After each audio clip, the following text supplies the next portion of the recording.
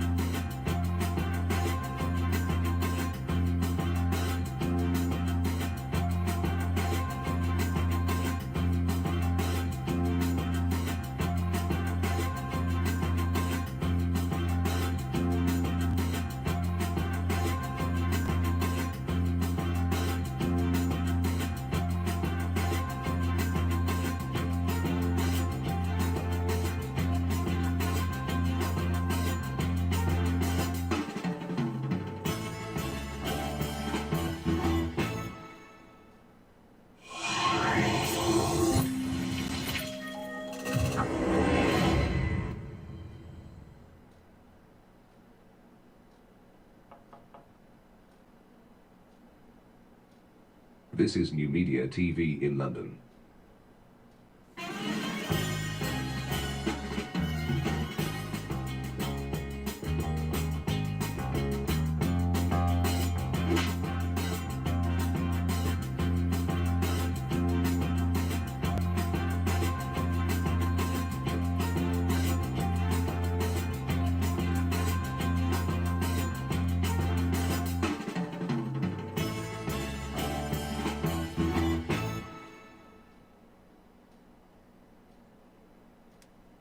Warning! The following program may contain graphics and video images that some viewers may find disturbing and traumatizing. Some of this violent content may be too graphic and intense for some people. Viewer discretion is strongly advised.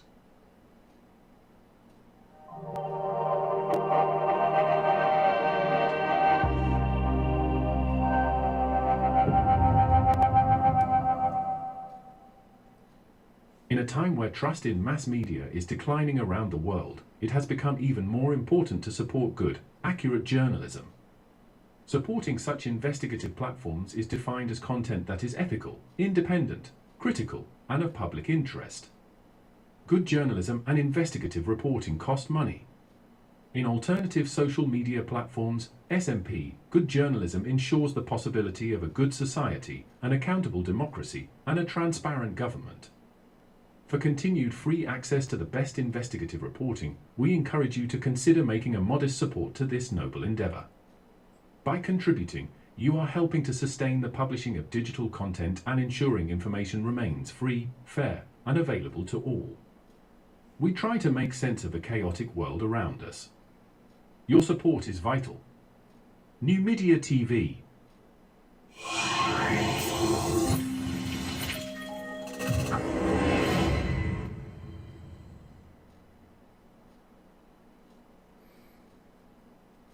At NuMedia TV in London, we are non-traditional.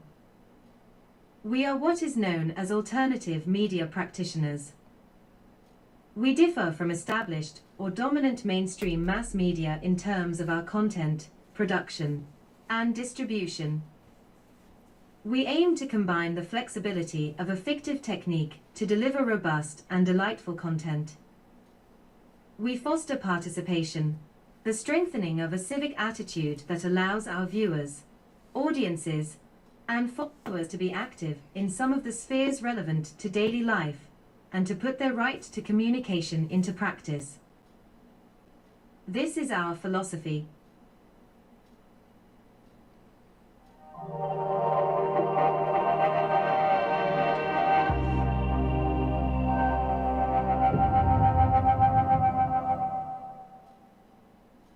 Content disclaimer.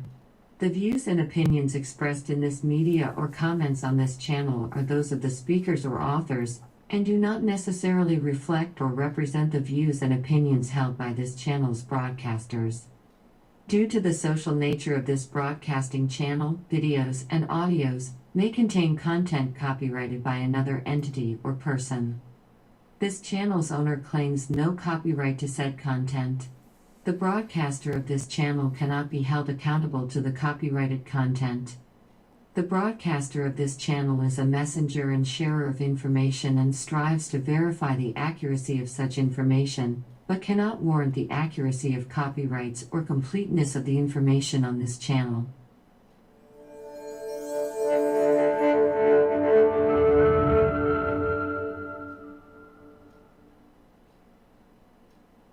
On this social media network, we aim to address Nigeria's socio-cultural and political problems in areas of national identity, conflict, poverty, endemic corruption, inequality, nepotism, terrorism, agitation, high level of child mortality, unemployment, poor health, and education, collapsed in infrastructure, cultism, ritual killings, herdsmen crisis, tribalism, and home violence. As a precaution, this channel would also like to state unequivocally that we have all rights to use in all of our media broadcasts over 700 royalty-free tunes. These entire package was purchased and delivered by email.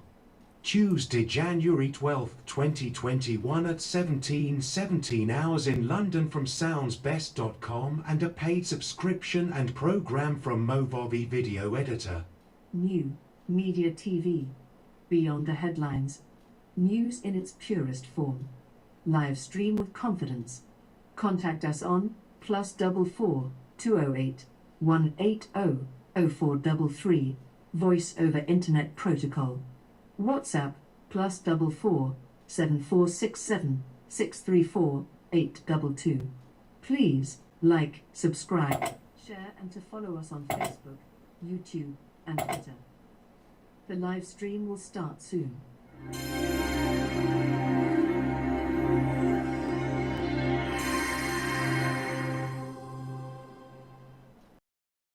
Yes, hi. Good evening all, good evening everyone, good evening world.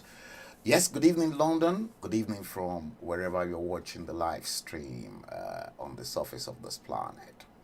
Yes, I can see a handful of you are already wishing me a happy new year. Yes, indeed, we're fast approaching the year 2025, and by today's date and record, today's Monday, the 30th day of the 12th month of December 2024, and as you can see right there, the time currently in London is exactly 2011, 11 minutes past 8 o'clock London time.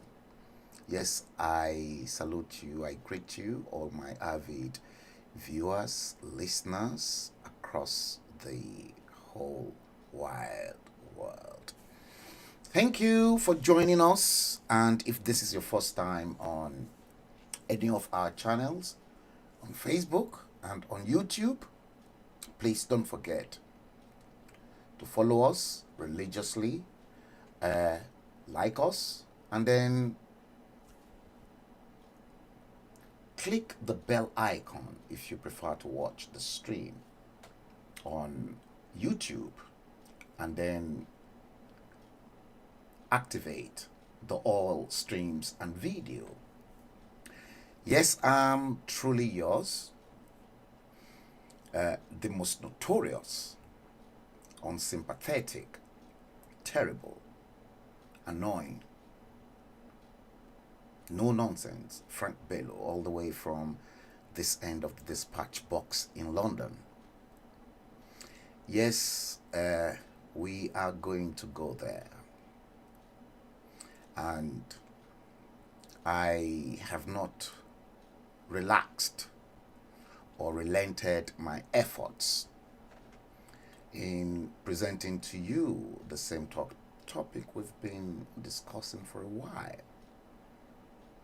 Sensational Nigeria, painful resentment, 64 years after independence from the United Kingdom. But today, we're going to make a twist in some small little way, because I want to touch on the old Nigeria and the new Nigeria 64 years after independence. And in that video clip that I'm going to show you, I've been working on that video clip for a while, approximately about 3 days, but it's just been put to bed. Very, very huge file, almost about 10 gig of data. That will take you through about an hour or so. Pretty straightforward. But before we go into the meaty part of that video clip on Almanjiris, the dark side of northern Nigeria, and exactly what the feudal system that the northern leaders created right all the way from the 50s and up till today, and how that feudal system is terribly affecting those children in the north, and how the same feudal system created unbalance and the crop of those children that are Boko Haram leaders today. We're going to go there. But before we do that, I want to show you some of the things and some of those problems created in 64 years. Preferably, I'd like to take it from that particular moment in 1966 when General Yakubu Gowon became the head of state. Don't forget, make no mistakes, and I beg to be corrected on this issue. You see, the moment the first military coup in 1966, headed by the Igbo military officers, struck and truncated the parliamentary democracy that was handed down to our founding fathers at the time, the counter coup by the northern leaders that ushered in Gowon in 1966 still form part and parcel of decades of decadence paralysis that Nigeria witnessed in its development part. I'm going to show you. But it is quite frightening, and I am extremely disturbed with the way those who marooned themselves as politicians, which I subsequently described as blood-sucking parasites. See, I was watching a program in one of those TV channels in Nigeria earlier on today, and I was quite surprised. So that means a lot of them actually watch me secretly and in silence.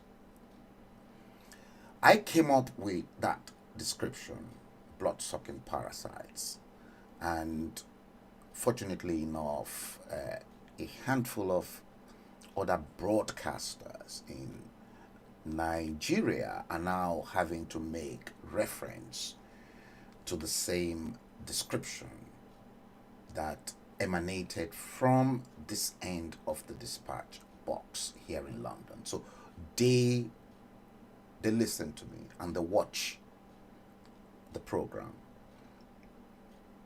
and I'm glad that many of them, they do.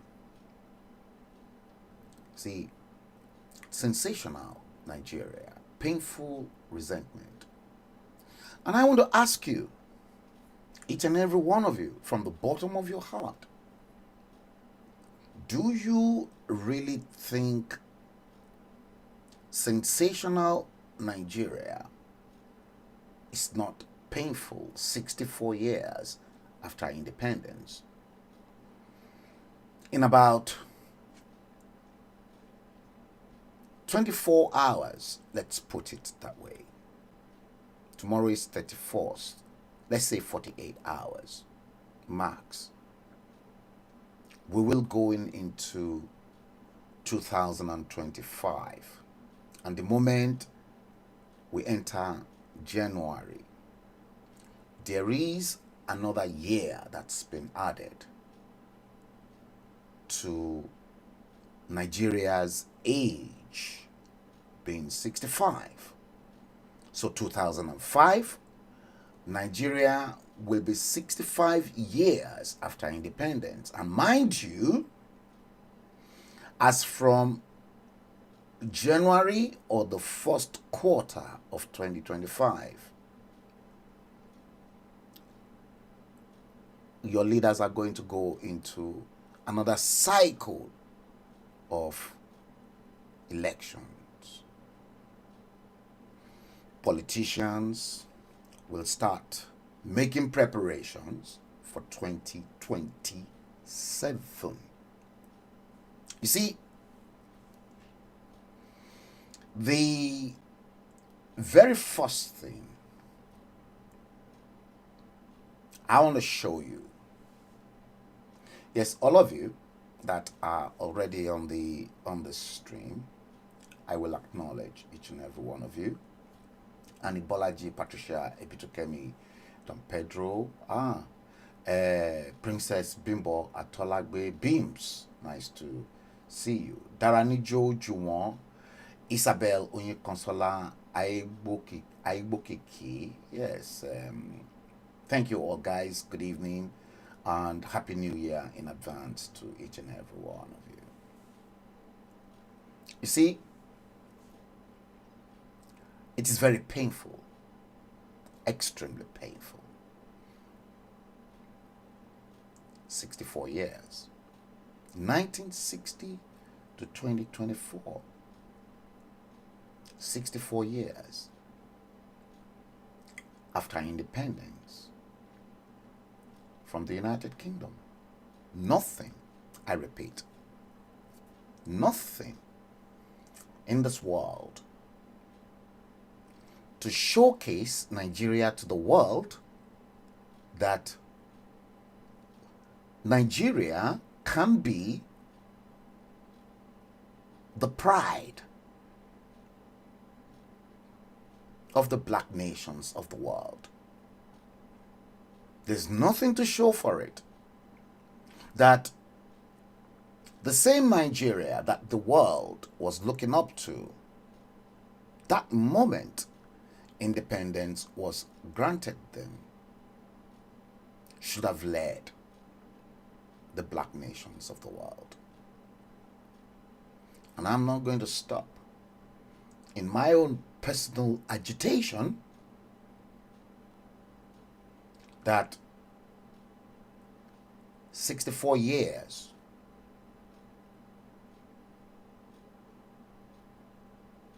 has been terrible in the history of many Nigerians.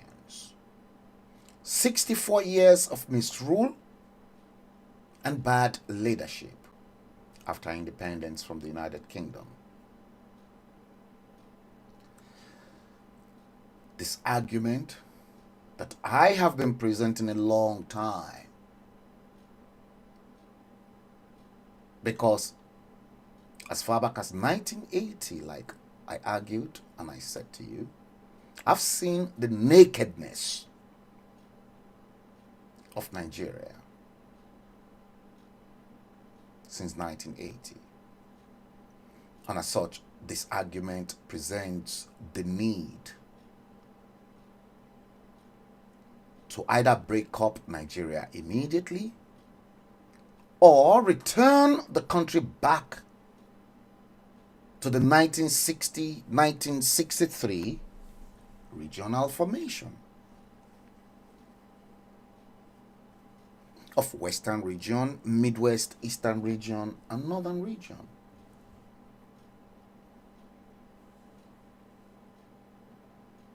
It is so sick. I'm sick and tired of the mere fact that from this day,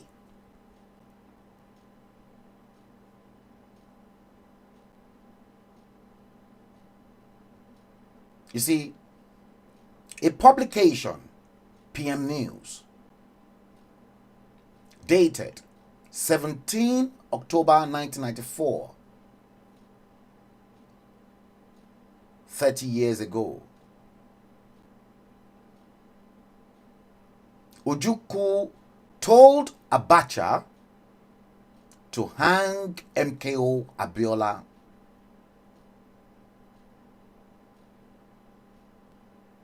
Hang Abiola, Ojukwu tells Abacha 30 years ago. The same country, yesteryears.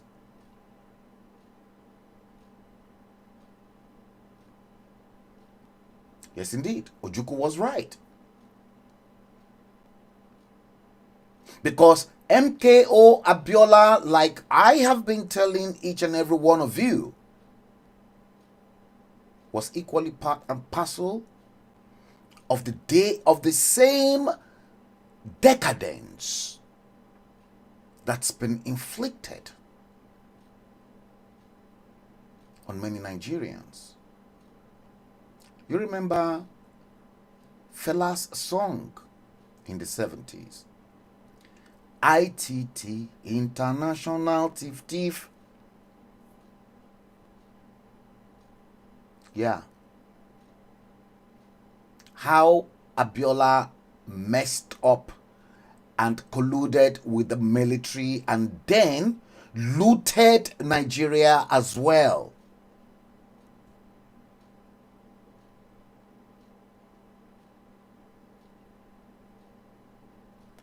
The fraud of those years when Murtala Mohammed recommended Abiola to the chairman of ITT, to which Abiola was then employed as an accountant. His children will not tell you all this. Abdumumuni and Kola will never tell you how their father too played a big role in destroying the nation called Nigeria. No, they will never tell you.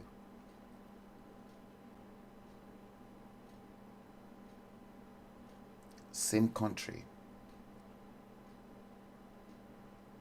Same country.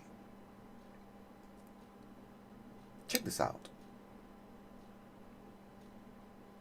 The day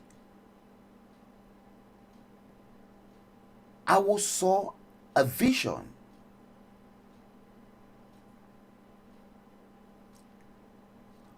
published in the Sunday Times, 10 June 1962. We're looking at 62 years ago. 62 years ago in 2024. Check it out. The day I saw a vision by Chief S.L. Akintola. Imagine. Chief Samuel Ladoke Akintola, former deputy leader of the Action Group, told newsmen 62 years ago at his home in Ogbomosho, that particular moment, the day before this article was published, the story of the day, the leader of the party, which was Action Group, AG, Chief Obafemi Awolowo, saw a vision of an impending doom.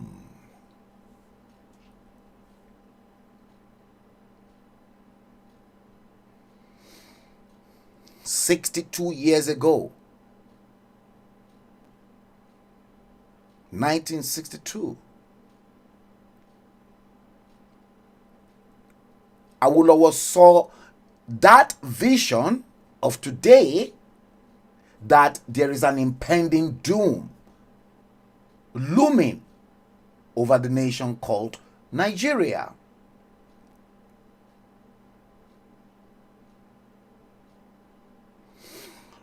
Chief Akintola, who is under restriction following the declaration of a state of emergency by the Fulani oligarch in western Nigeria, claimed that Chief Obafemi Awolowo told him and a few other party leaders of his secret fear about the impending doom at the close of the executive meeting of the party held at Ikeja shortly before the just annual Congress of the party.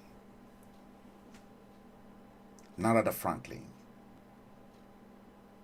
good evening to you. Now you can begin to see why Frank Bello is so mad and crazy and completely unapologetical to the political class that are blood-sucking parasites. They've sucked they've sucked Nigeria, and they continue to suck Nigeria until the final doom. In the same country, we've got the same current president, President Bola Ahmed Tinubu, who was quoted and was published in Sunday Politics of this day, 13th April 1997, page 9. 1997, make no mistakes, Bola Ahmed Tinubu, quote, "I don't believe in one Nigeria."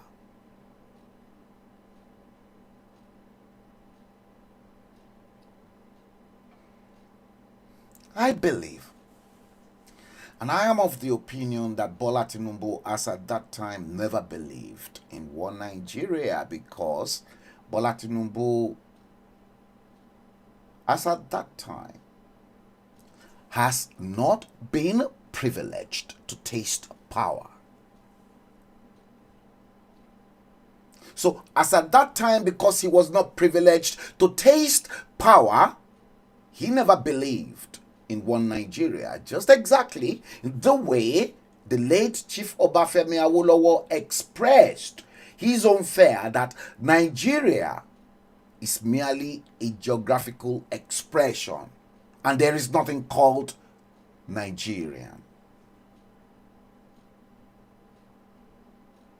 Mere geographical appellation to distinguish those who live within the boundaries of that same decapitated, demoralized country.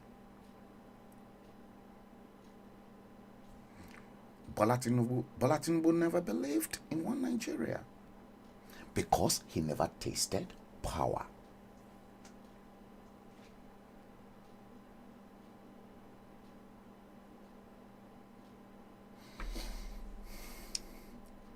You see,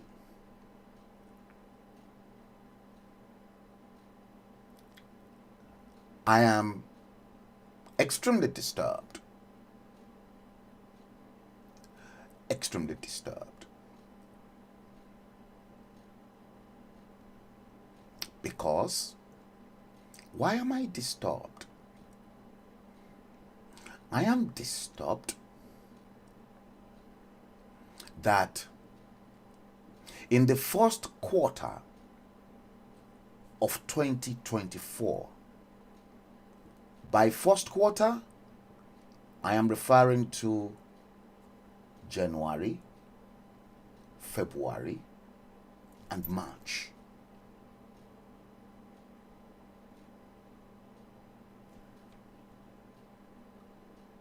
I am disturbed that in the northwest geopolitical zone of the country, none of the states of the northwest made a 40%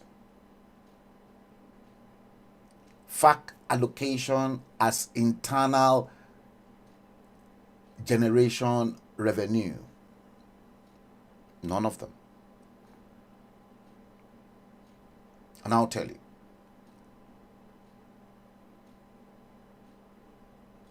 I'll tell you. You see, Kano, for instance, the northwest states, I'm referring to Kano, Kaduna, Katsina, Zamfara, and Jigawa states, those 5 states. I am disturbed that Kano State recorded 9.5 billion naira as against its own target of IGR of an average of 25.5 billion naira for the year.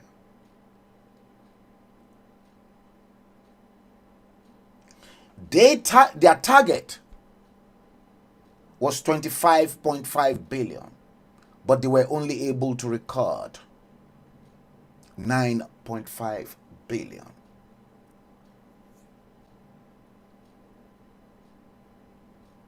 Now, according to the review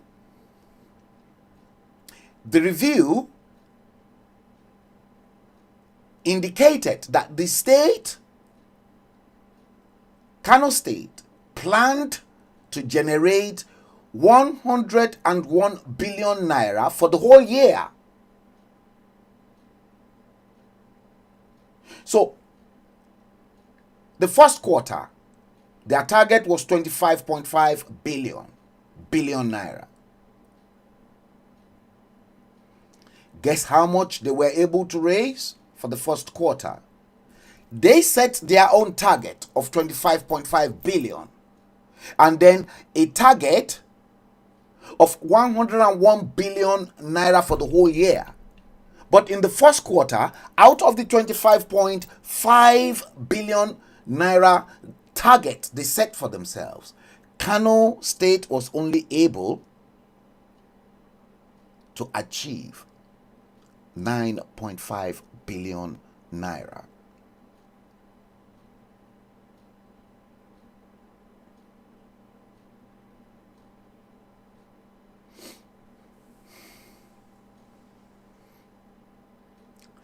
Kaduna State projected a total sum of 120 billion naira as IGR for the whole year in 2024. So that means Kaduna State expects a quarterly average of about 30 billion naira every quarter.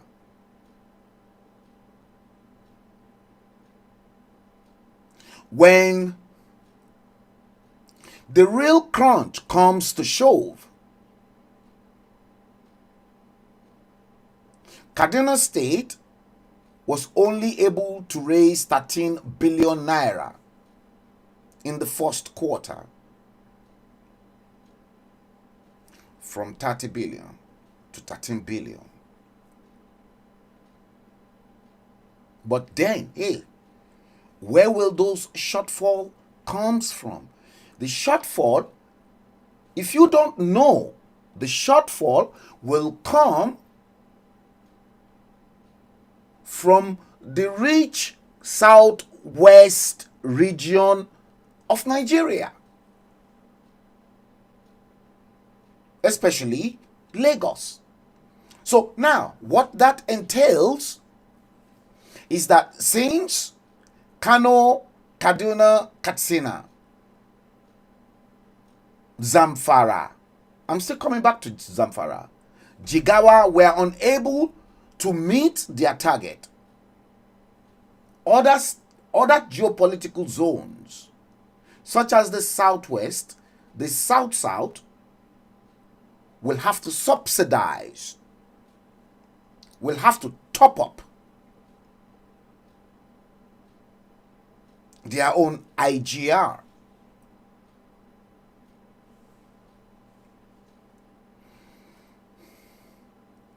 This is why I am mad. And the mere fact that the top up that goes to the north comes from our own VAT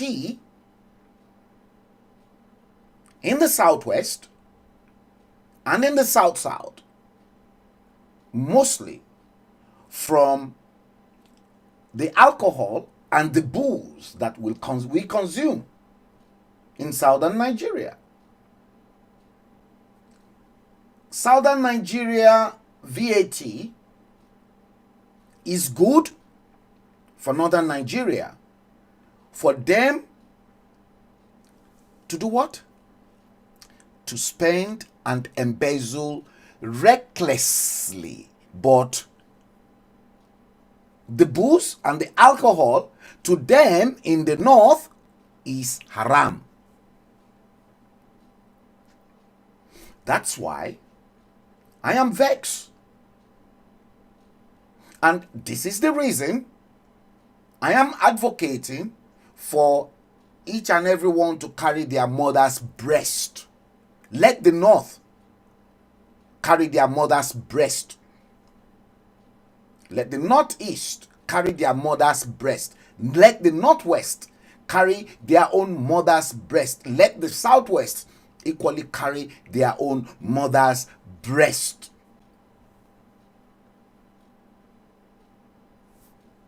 The VAT and the IGR generated from the southwest and the south and the southern part of Nigeria can no longer sustain you people in the north anymore.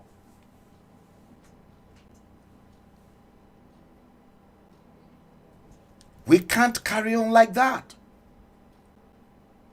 Look at exactly what happened in the southwest, in Ibadan. Perhaps if our own VAT and our own IGR is left for us to look after ourselves. What happened between Oriyomi and Queen Naomi giving out palliatives shouldn't have happened. It shouldn't have happened. When I was growing up in the same country, I've never seen a situation whereby palliative was handed down to people.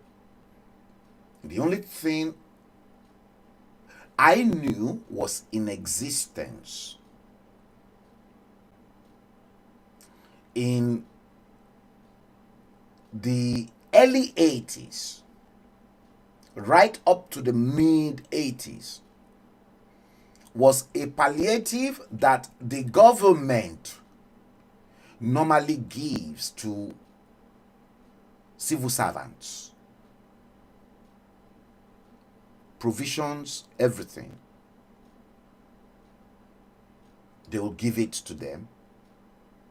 Not because they were poor, but that was the only palliative that I knew of. And they were not used for political purposes because these people will just bring all their goods, rice, Bonvita, Ovaltine, milk, sugar, everything. That they will imagine the country that was as big as that and people were being given palliatives. Some that I know will even take those palliatives to their in-laws and so on and so forth.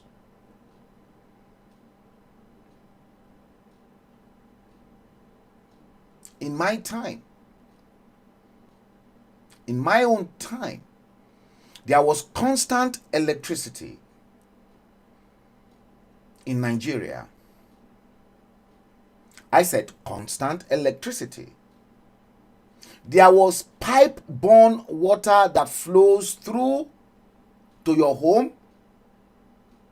There are pipe-borne waters that goes through all the primary schools in Surulere, Lagos. Starting all the way from government demonstration, municipal Salvation Army, Surulere Baptist School, progressive Elizabeth Fowler, and they were all the same structure that Obafemi Awolowo erected when he was premier of the Western region.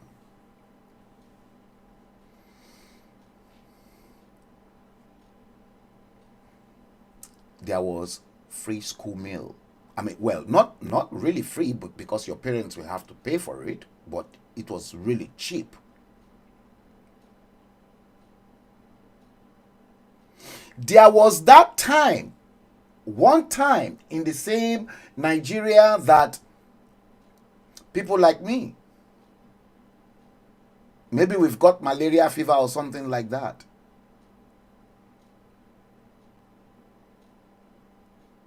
Surulere Health Center, Randall Avenue Health Center, just around the corner from my grandparents' home in Baja, Surulere. We're walking in there into Randall Avenue Health Center unaccompanied by any adult.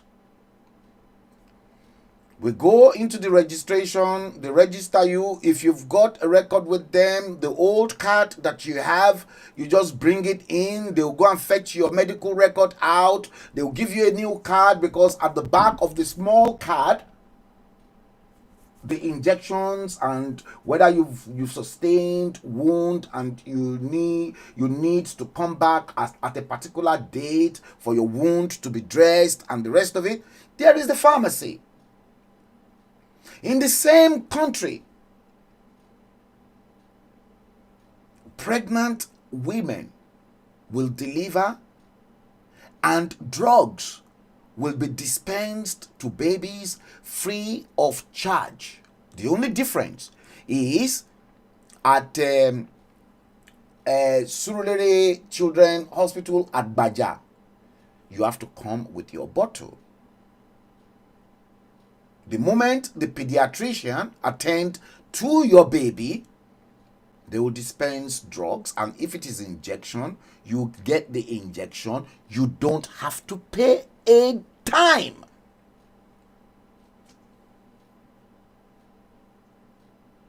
Rashid Atolagbearo, welcome to the stream. You don't have to pay a dime. You see, I am sick and tired of the same blood-sucking parasites who call themselves your politician, because they went through the same system that was free to them. And now that they are now ruling, they cannot improve on the same system the British handed over to our founding fathers, and our founding fathers eventually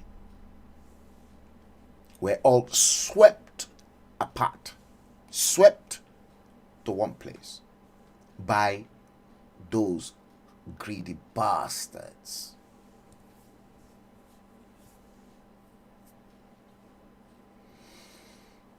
You see, it is so painful when you begin to see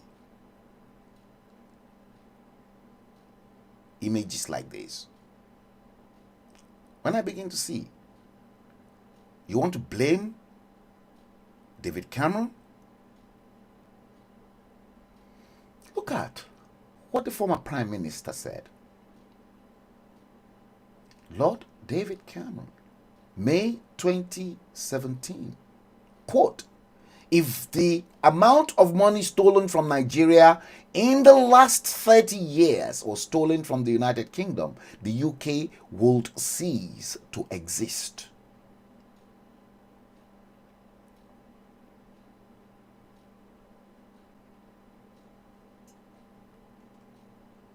In the last 30 years. That was exactly what Lord David Cameron said. May 2017.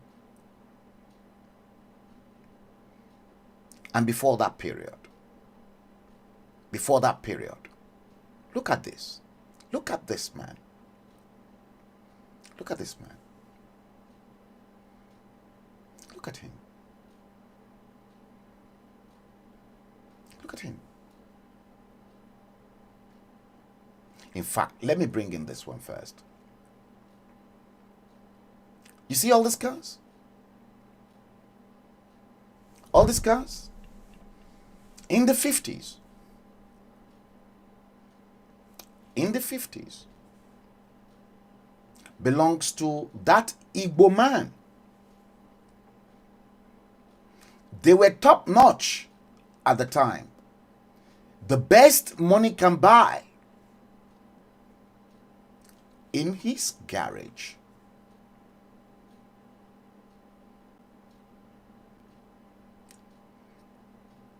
in the 50s and the early 60s.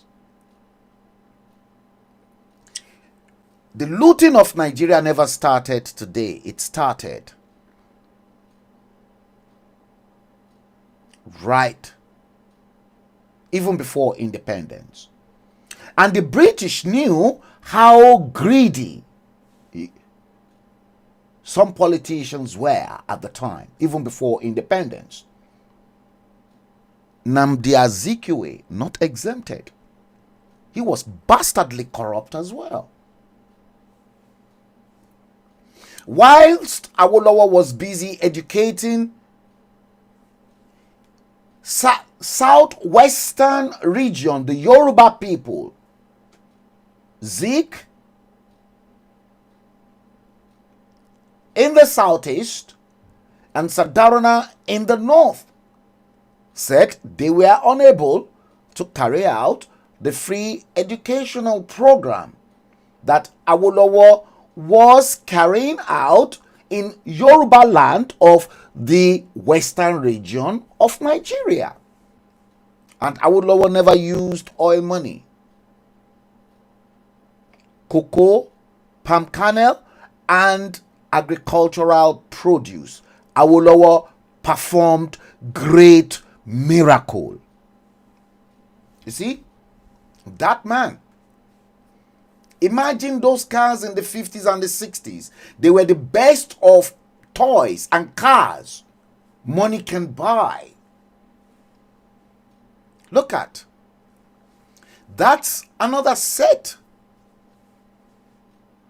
of his cars. Another set of his cars. These were the best cars of those years money can buy. And guess what? Look at him. The car garage of the third Senate President of the Federal Republic of Nigeria, Dr. Wafo Orizo. If you know the worth of those vehicles then and how valueless they are today, you will soon realize that the best thing to do in this life is to build people around you and stop acquiring what will finish and become valueless even when you are alive. And this was by Anonymous. Now, tell me, look at what is the difference then and now with your nonsense Dino Melaye as well. What is the difference right now from the 50s up till now? And people are dying because just common oxygen is not readily available in your hospital.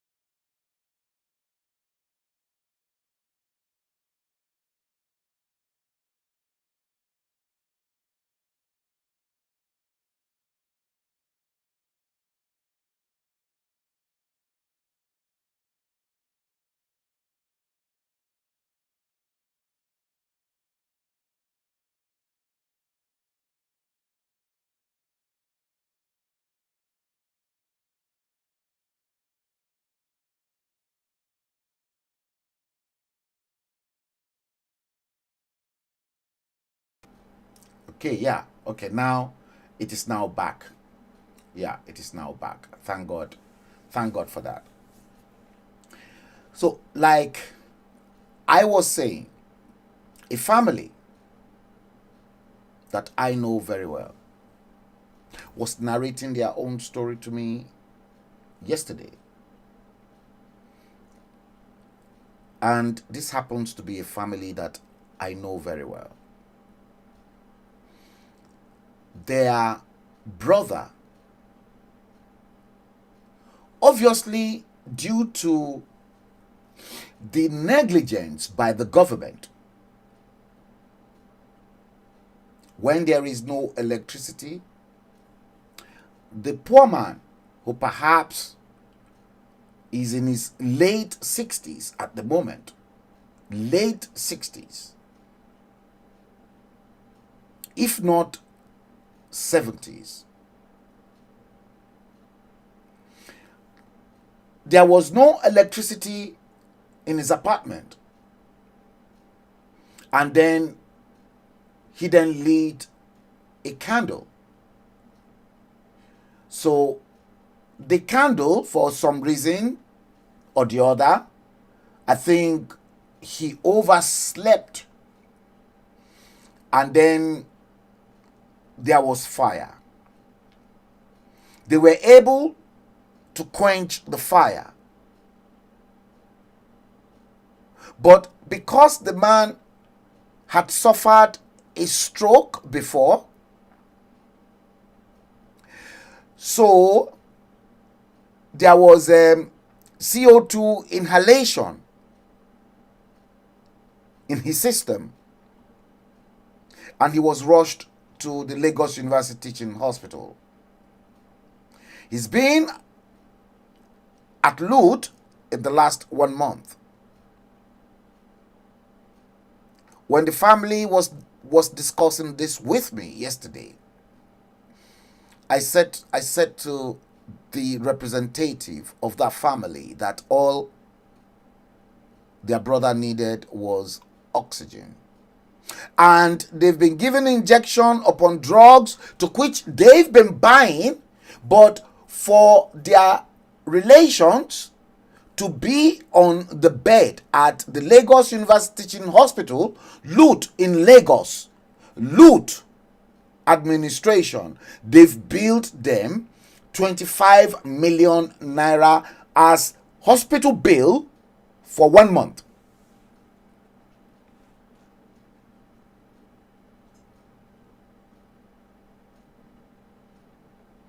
And I said to the family, I said, look at all of them embezzling money in billions, in trillions. But a poor man who needed just common oxygen,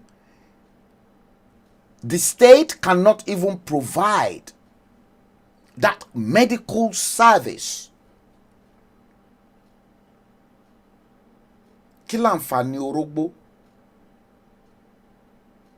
It doesn't stop there. It doesn't stop there. Guess what? It doesn't stop there. Guess what? Sensational Nigeria. In 2025 budget, Bola Ahmed Tinubu, the president, has earmarked 27 billion naira. He voted 27 billion naira for former presidents, vice presidents, heads of state, chief of staff, retired heads of service, and professors in the 225 fiscal year.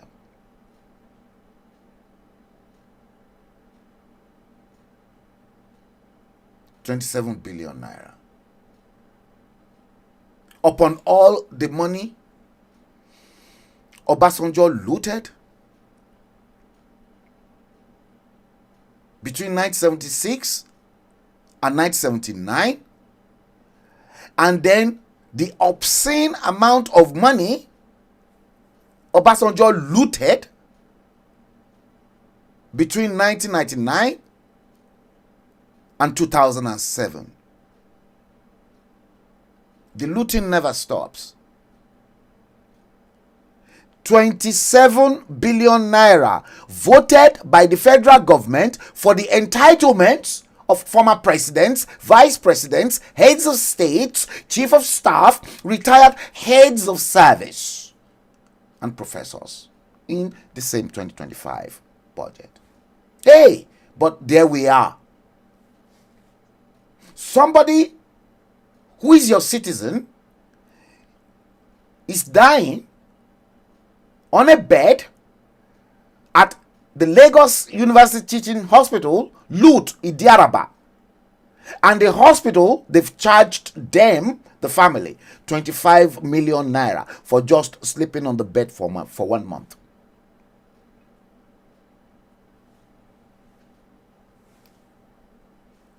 It is so sad. It's not just only that. Not just that. When I begin to see things like this, see the same man, the same go on, who said money is not Nigeria's problems, but how to spend it.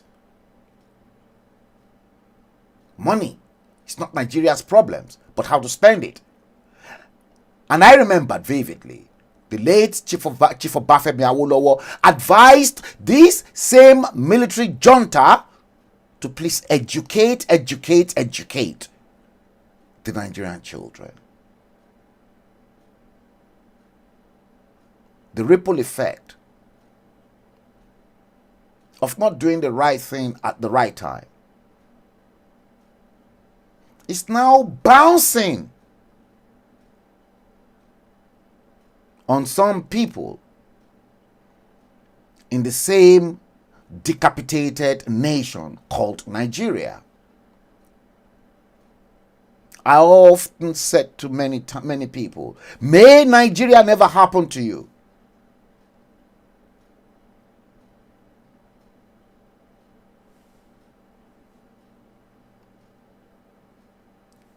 People are not even helping themselves, because the moment you collect recharge card and you sell your conscience and your soul for crumbs from those blood-sucking parasites, then don't expect any good governance from those vagabonds. Don't. The same story all over again. Nigeria going in vicious cycle, which is why you see many people, rather than go to the hospital because they cannot afford hospital bills, when bills is handed down to them, they would rather seek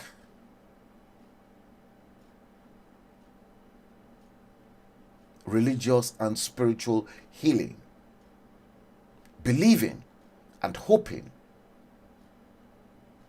that the spiritual source of all creation will revive and resuscitate them back to life. This is how your blood-sucking parasites, they've incapacitated each and every one of you. They've destroyed you. Nigerians can no longer think on their own feet. There was once in Nigeria that I was proud of. There was one time they said, oh, children of today, leaders of tomorrow, forget it. Forget it. Just forget it. Now, Monday 30th day of the 12th month of December 2024. The time currently in London is 21:07. Guys, I still welcome each and every one of you again for tuning in to join us on this live stream. The year is gradually coming to an end. In the next 48 hours or so, we shall be going into 2025. Let me bring in the second part. And this is that video recording. I told you it's taken me 2 days to prepare. A very huge file. Please, I want you to watch this very carefully. And I'll see you at the end of it. Here it is. TV. Crafted in London, unleashed to the rest of the world by Frank Bello. In our social media platforms, we connect you around the world with raw and undiluted information in digital content. We make it simple, by nourishing your inner mind to get your spirit filled. If you have enjoyed this video broadcast and our live stream so far, don't forget to like us, rate us, follow us, and subscribe to our channels on Facebook, YouTube, and Twitter. Hit the notification bell, so that you get notified when we post a new video or live streaming. Think different. Think beyond the headlines. Your engagement and interaction is the best reward for us. News in its purest form. Let's get started.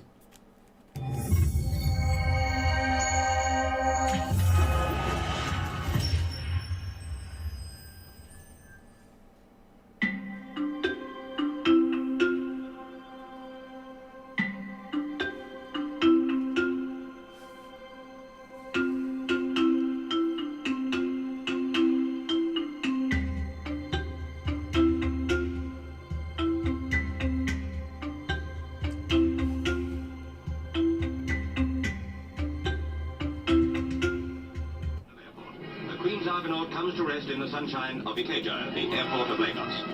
The guard of honor is mounted by the Nigeria regiment, many of whom, like the Queen's husband, wear the Burma star.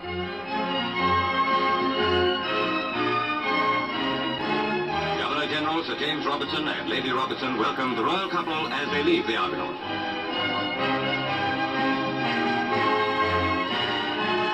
In a temperature around the 100 mark, the Queen still looks cool as the royal car makes its 13-mile journey to the capital. This was when the Queen was head of state. Look out. You will see the difference during the colonial era and the hopeless, ridiculous, sensational Nigeria 64 years after independence. The Queen's car draws up to the city boundary, where the leaders of Lagos are ready to greet her. The Governor General is there to present them to Her Majesty. Chief Adoniji Adeli II, who has 5 wives and 25 children, is the first to welcome the royal guests to the city his ancestors have ruled for 2.5 centuries. Next are legal and other dignitaries. Finally, a welcome from a somewhat younger citizen, 4-year-old Furashadi Lawson, daughter of the chairman of Lagos Town Council, a young lady who knows exactly where she's going and means to get there.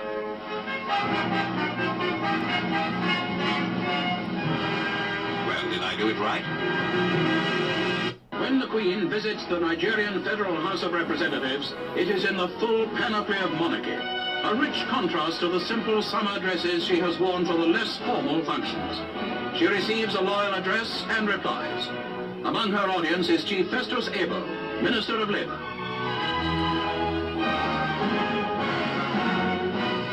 Great hopes are centered on this new Nigerian leadership. Nigeria, a country as big as Pakistan, is rapidly becoming self-governing. Many expect it to become the foremost Negro state of the continent. Negro state. In the grounds of Government House, a garden party is given for the royal visitors by the Governor General Sir James Robertson and Lady Robertson. About half the 1,500 guests are Africans.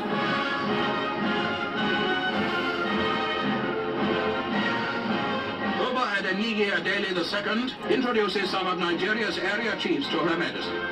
The Obas family have ruled Lagos since before the British came. Now he is the president of Lagos Town Council. A typical development in this growing country where tradition and innovation go hand in hand. Looking at those images of Nigeria, you can understand why the announcer said, Many expect it to become the foremost Negro state of the continent. Can you hear that? Unfortunately, that's not what happened. With every development, Nigeria drew nearer to her goal. Independence within the Drew nearer to her goal. At the Constitutional Conference of 1957, it was decided that the three regions should have internal self-government. At a further meeting the following year, it was agreed that a date in 1960 should be the target for independence. Accordingly, the eastern and western regions became autonomous. The North, exercising the right of self-determination, decided to wait until March 1959 before making the change to regional self-government. In August 1957, Nigeria's first federal prime minister was appointed, Alhaji Abubakar Tafawa Balewa. Yeah, Nigeria, Parliamentary System of Government, 1959 to 1966. In December 1959, members were elected to an enlarged House of Representatives. Sir Abu Bakr was confirmed in office, and one of the first acts of Look the at new government election, was formally free, to petition the fair. United Kingdom for independence in October 1960, in accordance with the promise made in London 2 years earlier. The change from dependent status had been deliberate but orderly. Nigeria was now ready to stand with the other Commonwealth countries and determined to play her full part as a member nation. Now, the last elements of British administration have been withdrawn and a great new nation emerges. A nation of 35 million people who have put their faith in the democratic life and whose voice will command respect throughout Africa, the Commonwealth, and the world.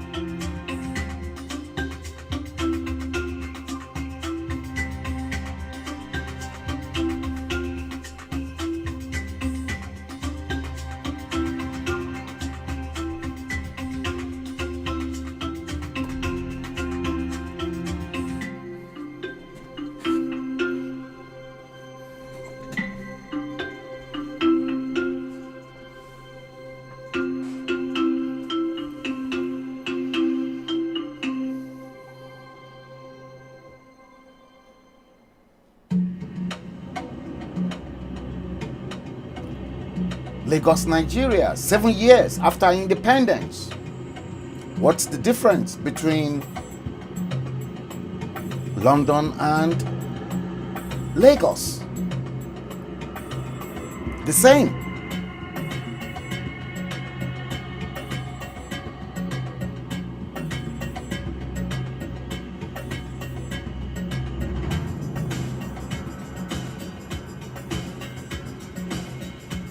Nigeria, old and new. The old Nigeria and the new Nigeria.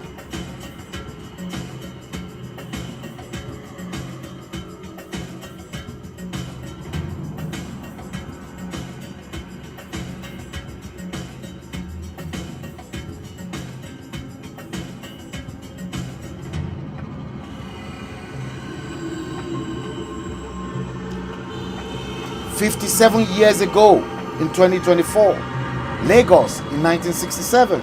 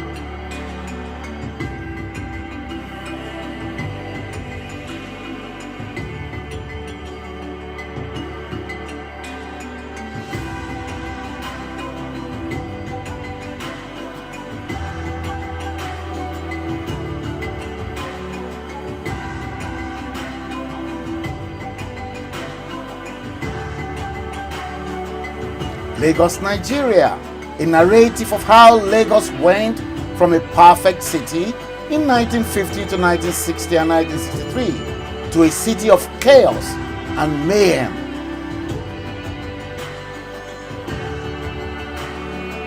Look at Lagos 74 years ago.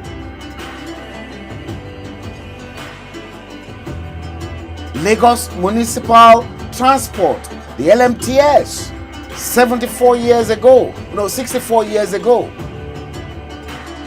Look at Lagos 74 years ago under the British rule. Tinubu Lagos 1950, look at how beautiful. What's the difference?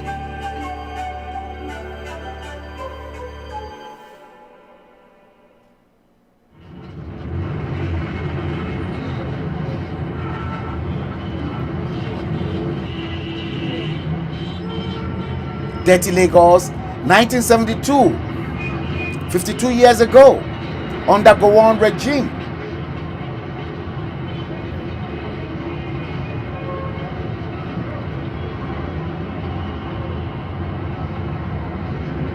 Look at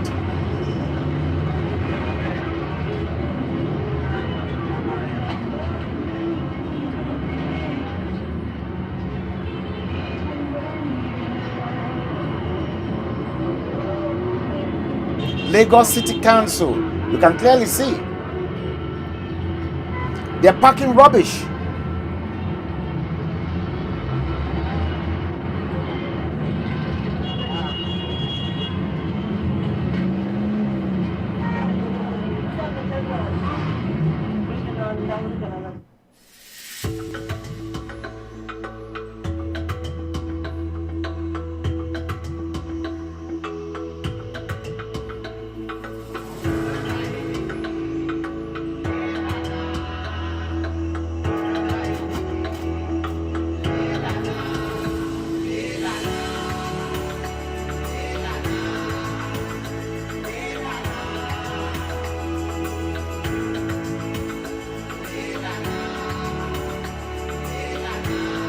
Lagos, Nigeria, 1973. Again, under Go On.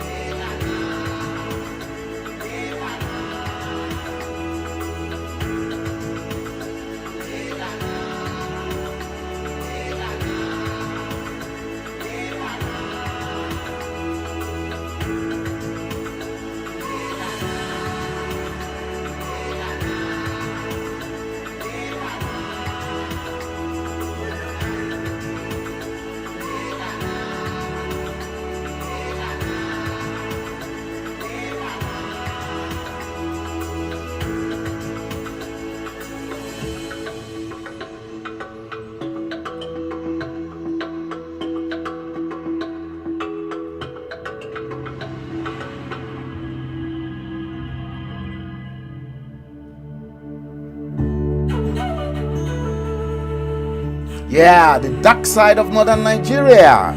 Now we are going into the Almanjiri.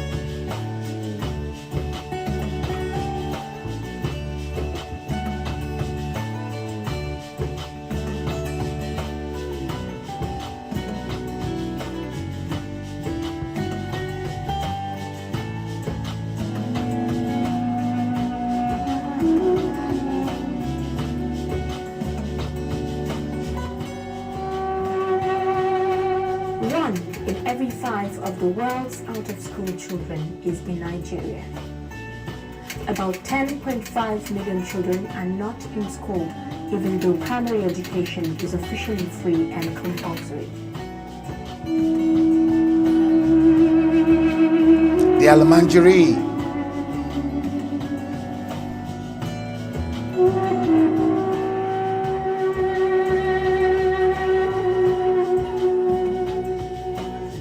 In the north of the country, the picture is even bleaker, with a net attendance rate of 53%. Getting out-of-school children back into education poses a massive challenge. The education deprivation in northern Nigeria is driven by various factors, including economic barriers and social-cultural norms and practices that discourage attendance in formal education, especially for girls.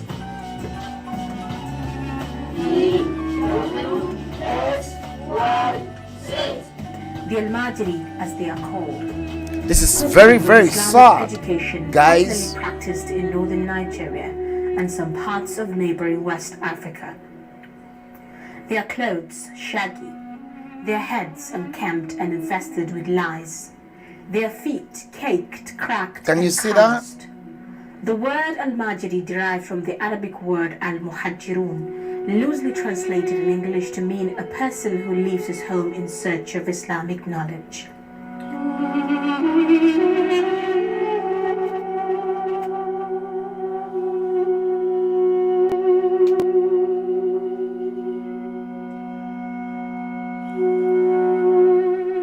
This is the Al-Majri school located at the foot of one of the mountains that dot the city of Abuja, Nigeria's capital city.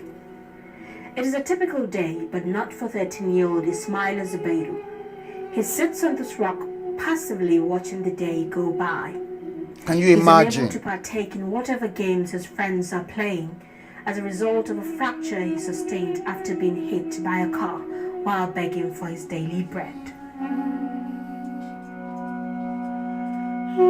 He was ferried over 300 kilometers away from his home in Niger State and can barely remember how long he's been here studying the Holy Quran.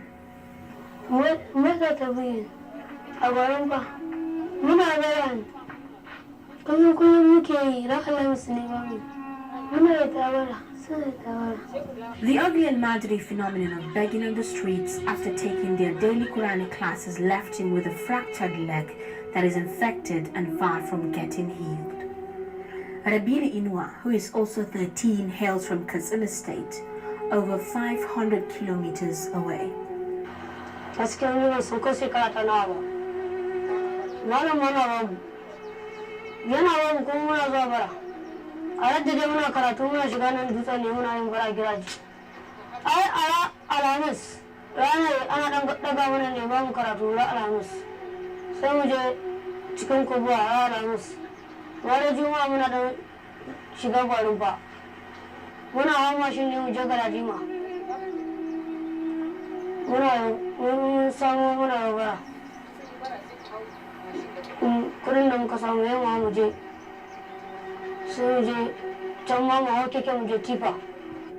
The National Council for the Welfare of Destitute puts the current population of Al-Majri at about 7 million.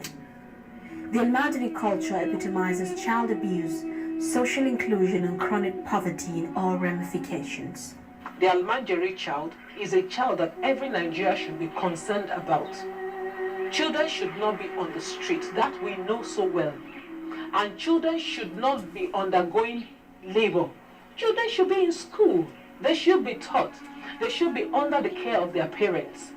Children should be in the family to grow and be nurtured for. That is what we know in Wardcliffe.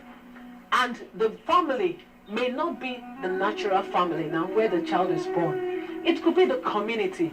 So the community where you see Al-Majris around, I think there's a question that we should ask. Yes. Who caters for these children? There are different caregivers. As journalists, I'm sure because this is a concerned issue, you are a caregiver already. Wardcliffe is a caregiver. We have social workers, they are caregiver. What are the clerics doing about it? We have religious organizations. So there are different people that protect, different stakeholders that can protect children. But basically, a child should be protected in the family. That is where the child is born. That is where have the father and the mother. We are sorry that some families are dysfunctional. We may not have a father, may have a mother. That is where a child should grow and be nurtured and protected. They should be protected from harm. A child being on the street is harmful. The Al-Majri phenomenon has been lingering for years and has even become a source of embarrassment for not just Nigeria, but for all the neighboring African nations. These three young boys, Bashar Lawal, Abu Sufyan Lawal, who are siblings, and Abdulaziz Lawal, also study at Madrasatul Madinatul Islamiyya. According to the proprietor, the Islamic school accommodates children that are either mentally derailed or obstinate. Can you hear that? Mentally Method of derailed. treatment, putting them in chains. Listen.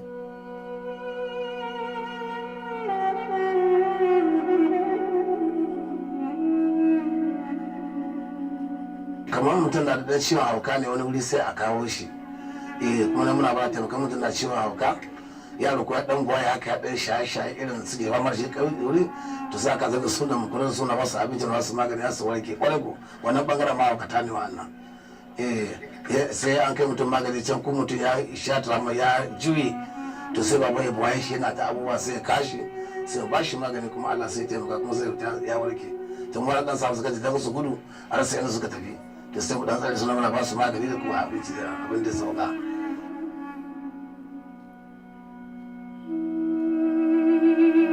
This is Bashar Lawal, 18 years old, who was told is derailed. Asalin mamana da babana 'yan Nijar ne.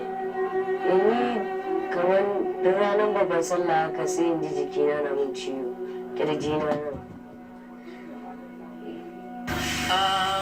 You don't train a child because you're already affecting the child's level of behavior.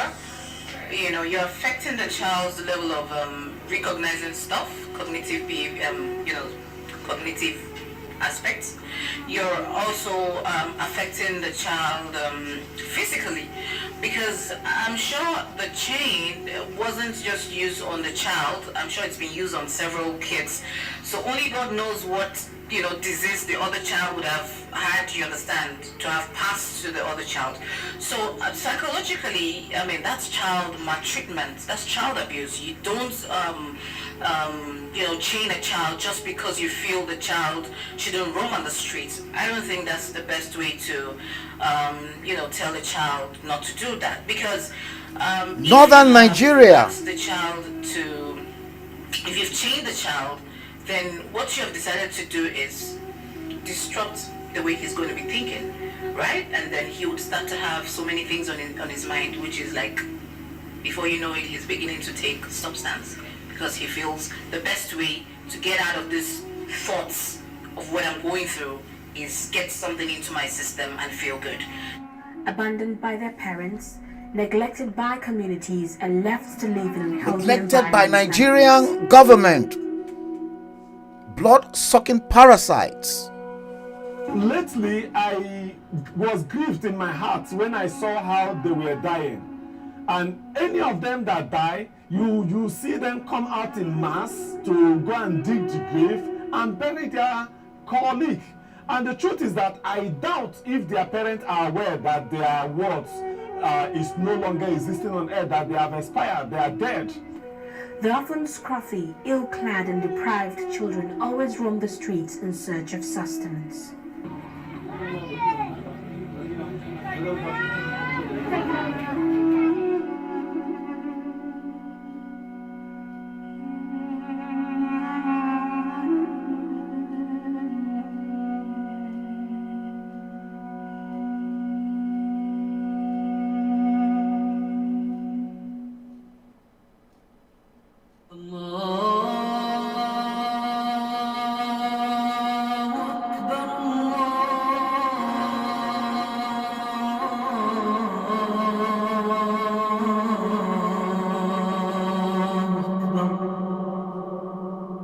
gaskiya a musulunce ba haka ya kamata a yi ba.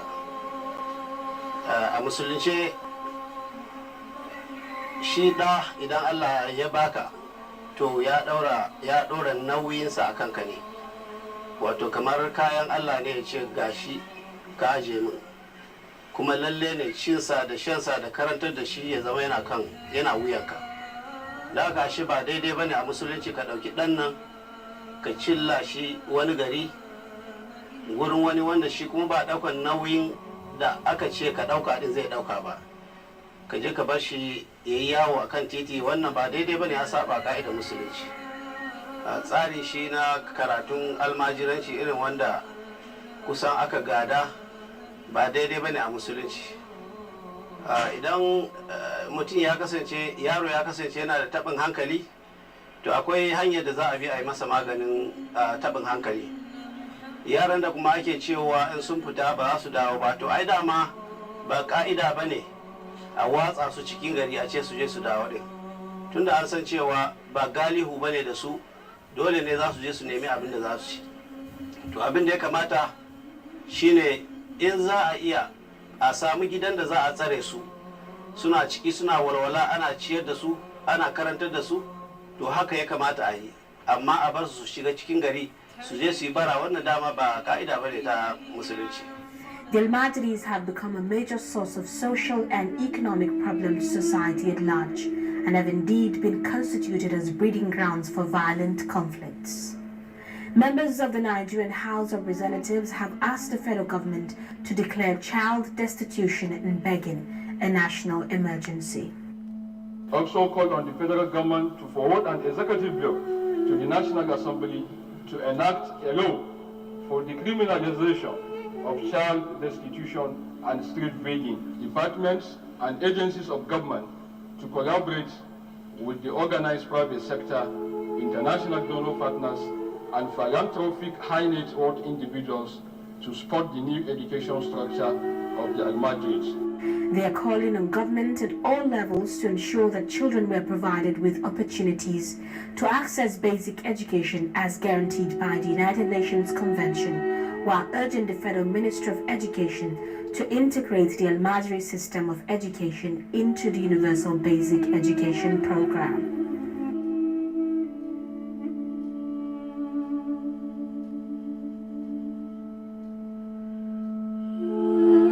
The Almajiri system may be said to have outlived its purpose. Reforms with Almajiri schools have not had a meaningful impact on a system steeped in tradition and native culture. The world is changing, and rapidly too, and Nigeria is at the threshold of taking a decision to this menace.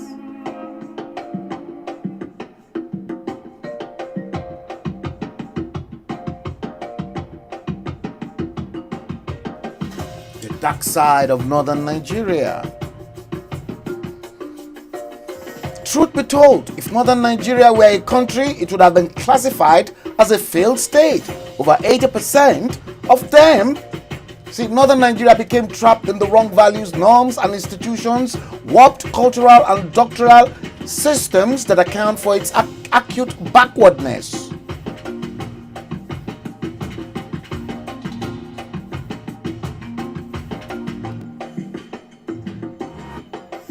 Guys, Assalamu alaikum, welcome to my reality. So today on my reality, I'm actually going to talk about something that has really been bugging me, and that is the begging system in the north. Yes, a lot of us, when we talk about the Almajiri system, but the truth is, Almajiri system is one part of the problem, not the whole problem in the north. Because if we have women with 2 hands and 2 legs begging on the street with all their family, yes, children, you find them with 5, 6 children on the street begging, that is a big problem for us. Because the truth is, these kids are going to grow up and then they won't want to do anything because they will feel like it's easy to just sit and have people give you money or give you food and your problem is solved. But the truth is, the problem is not solved. I was having a conversation with one of my friends and he was like, it's called what? Mutuazuchia. And I'm like, why is it only in the north that we have that? And he's like, no. Go and ask your leaders. It is the feudal system. That's the problem we have in the north. We always have this feeling of entitlement, like it's always the government's fault, you know. You probably had an accident, it's the government's fault, you know. You've not drank water in a day, it's the government's fault. Like we always have a way to blame somebody for things that we can actually control. Because I told him it's not the government's fault that these women are seated on the street begging. Because the Nigeria that we're claiming is hard is the same Nigeria that you will find another woman by the roadside selling corn, selling yam, roasting pears, and doing all sorts of, business to make ends meet for her and her family. But we don't see that in the north because the government did not buy you the yam, so how would you roast it, right? Well, it's a bad habit and we need to stop it. And I'm talking to each and every single one of us out there, influencers, that feel like, okay, we can come on social media and just bash other tribes, bash other cultures, bash other traditions when we have our own problems and we've not fixed it. That's really terrible. So if you're an influencer out there, I feel like you should lend your voice to this cause. Those women should not be sitting by the roadside begging. And my friend also told me something. He said, each and every single one of us enable them. Do you know how we do that? By actually giving them money. We do that. So if you're one of those people that actually indulge those women to come by the roadside and keep begging, you're not helping the society. You're actually crippling the society. So yes, we need to stop it. Now, I'm saying this because I went round Asokoro because it was something that I was curious about. I'm like, okay, everybody's talking about this whole Almajiri system, this whole Almajiri system. And when you talk about the Almajiri system has a lot of issues, wrong with it. But is that only the problem? Okay, the women that sit by the roadside and beg, what do we call them? So I decided to go and see what exactly, is the difference. So I went and I made a video, a short video, as you can see, of women seated by the roadside. This is in Asokoro here in Abuja, begging. These women have 2 hands, 2 legs, they're not handicapped. They're using their kids. Like, it's heartbreaking to see kids do this. Like, it is really heartbreaking. And for those of us Muslims, maybe we're forgetting, but Islam says the mother is the first teacher of the child. So even if you can't afford to put your child in school, there are other ways you can actually teach the child, not bringing him or her out on the street begging. And then again, I went around this same Asoko. Do you know what I found? I found this set of women that are selling yam, roasted corn, roasted pear, and all sorts of things, including drinks to make ends meet. But you want to know the difference between these 2 women? The first part, this one, they're from the north. And this one, they're not. I don't know if you get where I'm coming from. So yes, before we want to feel entitled, let's think, are these women being governed by another government that is not governing the north, or what exactly is happening?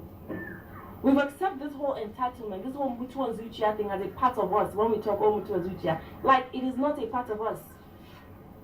It is not a part of us. So if we want to tackle the Almadri system, let's also tackle this system, because it is also bad. I see no reason why a woman with 2 arms and 2 legs, like each and every single one of us, is seated by the roadside begging in a place like the north, where we have a lot of things to offer. We have a lot of things to offer. We spoke about hawking some time back, where hawking is bad because it puts the child at risk of a lot of things, right? Now, does it stop you from actually selling these things in front of your house? People do them. I have a friend in Kano State that actually sells this local sweet thing, Alewa Madara, Tua Madara, Madula, and all those things, and she's making money off it. This is a woman that has refused to just sit idle and do nothing. So what is your own excuse? How much do you need to start our business? How much do you need to start selling akara? How much do you need to make Tua Madara?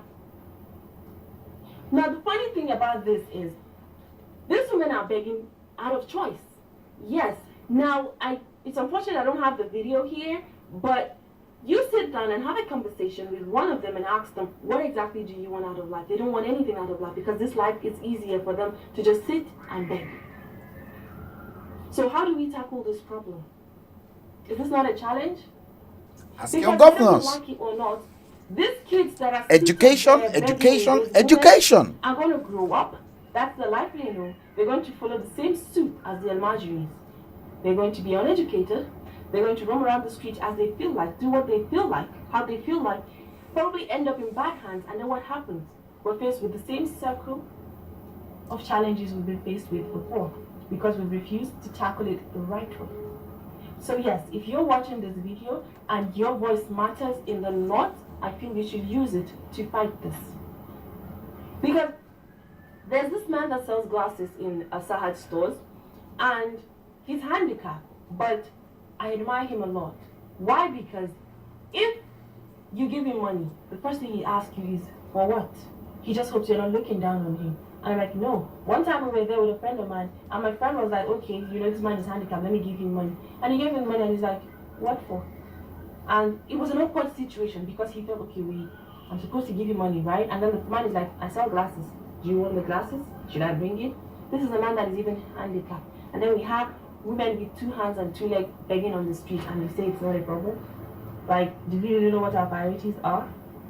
I feel like if you're an influencer out there, you need to do something about it. You need to do something about it. Some of them will tell you, oh no, their husband died, they are all widows. Like, even those that are selling cons, they are widows too. They are widows too. But instead, they're teaching their children how to cope with life.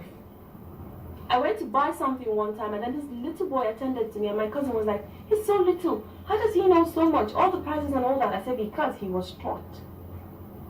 Do you think the woman on the roadside with her child begging would teach this child that same thing? No. No. All the child knows is, Haji Allah Badasa, Haji Allah Atemaka. Like, it doesn't really make sense. It does not really make sense. Someone said it's the preachers. The preachers don't preach against it. They don't do this. Even if they don't preach against it, we know what is right, we know what is wrong. Why are we indulging it? I feel it's about time we wake up and see how we can actually help the situation, because we are all part of the problem. Yes, many of us influencers are busy on social media trying to insult other tribes, trying to insult other religions because we feel we are better. No, we are not. We're not better. We all have issues. And until we all come together and solve the problem, we're not going anywhere. We're going to be faced with these same challenges we've been faced with. We're going to give birth to kids. Their kids Our kids are going to give birth to kids, and their kids are also still going to be complaining about the same issue because we refuse to tackle it. Instead, we're looking at the other tribe, we're looking at the other religion. They are the ones with the problem. Come on. I feel like this is something that we can tackle if we want to. So as much as we're trying to tackle the Almajiri system, let's also tackle this situation also. Alright guys, that's basically what I want to say today. That's, what I want to bring to our table, because this is a reality we've been shying away from. I was talking to one of my friends one time about this whole thing, and he's like, yeah, but you know how the situation is in the north. We cannot keep hiding behind what the situation is in the north. We can't keep hiding behind it, and then things are going wrong. So we need to start doing the right thing now. Okay? It's within all our capacities. We don't need to wait for government to do everything for us. We should not feel entitled. The government cannot attend to each and every single one of us. You're not telling me that the one selling corn is the government that gave her the corn. They didn't do that. She found ways. She made it happen. So do the same thing. Alright guys? Anyways, that's all I wanted to say today, okay? Do take care of yourself. As always, do not forget to please like, subscribe, and share. And of course, you guys should comment, because your comments really mean a lot to me. Although there are those that send me DM on all the social media platforms to tell me, okay, what you did here, what you did. Like, comment on my video, because I want to know that we're having, a communication. If you share the same ideology as me, please let me know. If you have anything against it, also just let me know, okay? I just want to know that we're communicating. Alright guys, but now do not forget, like, subscribe, and share. Bye.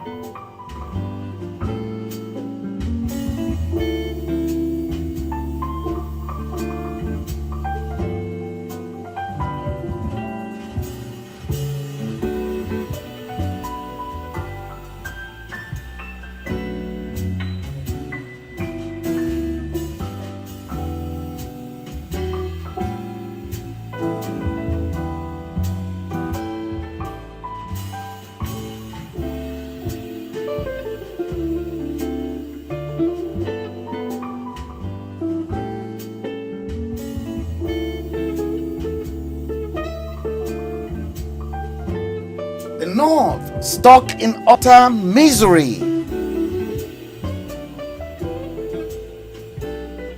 See, the seeds of the decline are embedded in its natural psyche, its feudalism, and nothing to prosper.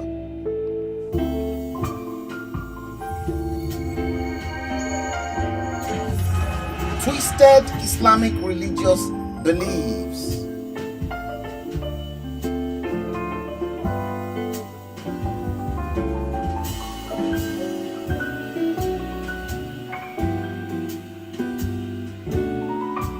See, all the leaders, they failed.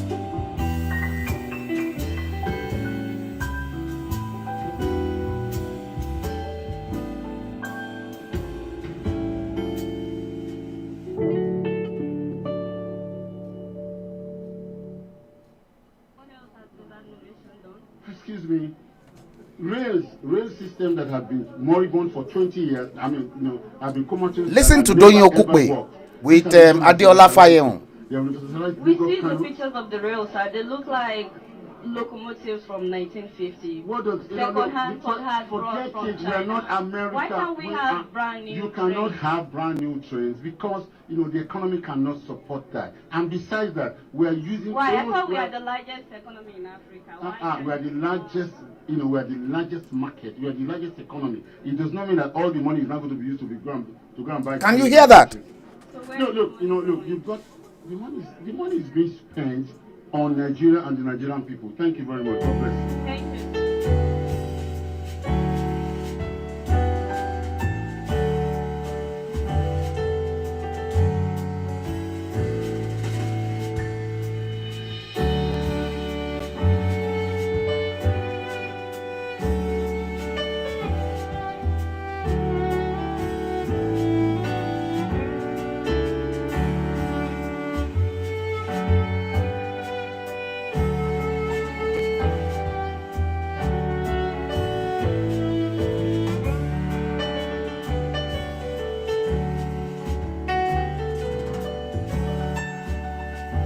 New threats to Nigeria's peace. Fellow citizens of the Federal Republic of Nigeria. We, a group of concerned citizens of the Federal Republic of Nigeria, wish to draw the attention of the country to a volatile declaration read out at the Freedom Park in Ojota, Lagos State on 21st October 2023 by Professor Isa Maishanu of the Usman Dan Fodio University, Sokoto.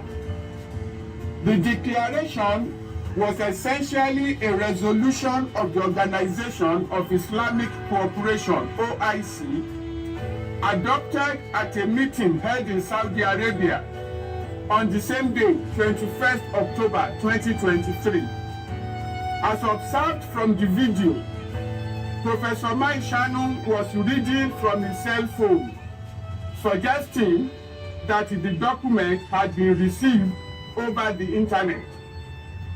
While we agree that Professor Maishanu and the various groups he represented have a freedom of expression, we urge caution in the exercise of that freedom, especially ensuring that the Constitution of the Federal Republic of Nigeria is not breached.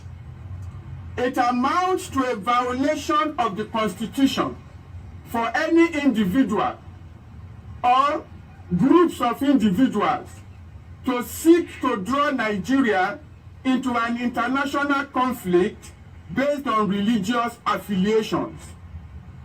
That the resolution read by Professor Maishanu at Freedom Park was from the OIC should have cautioned the respected professor from calling on the federal government to take sides with one party in a conflict that has assumed an evident religious posture. It is in the open that Arab nations generally support Hamas based clearly on religious affiliations, which is why the OIC met on the issue and produced their resolution. We are compelled to state that based on Section 10 of the Constitution of the Federal Republic of Nigeria, which states that, and I quote, the government of the federation or of a state shall not adopt any religion as state religion. The resolution of the OIC is not binding on Nigeria, on its people, or on its government. Nigeria is not a theocratic state, and no attempt should be made to create that impression. According to our laws, religion is personal. Section 38, paragraph 1 of the 1999 Constitution as amended guarantees the freedom of religious convictions for its citizens.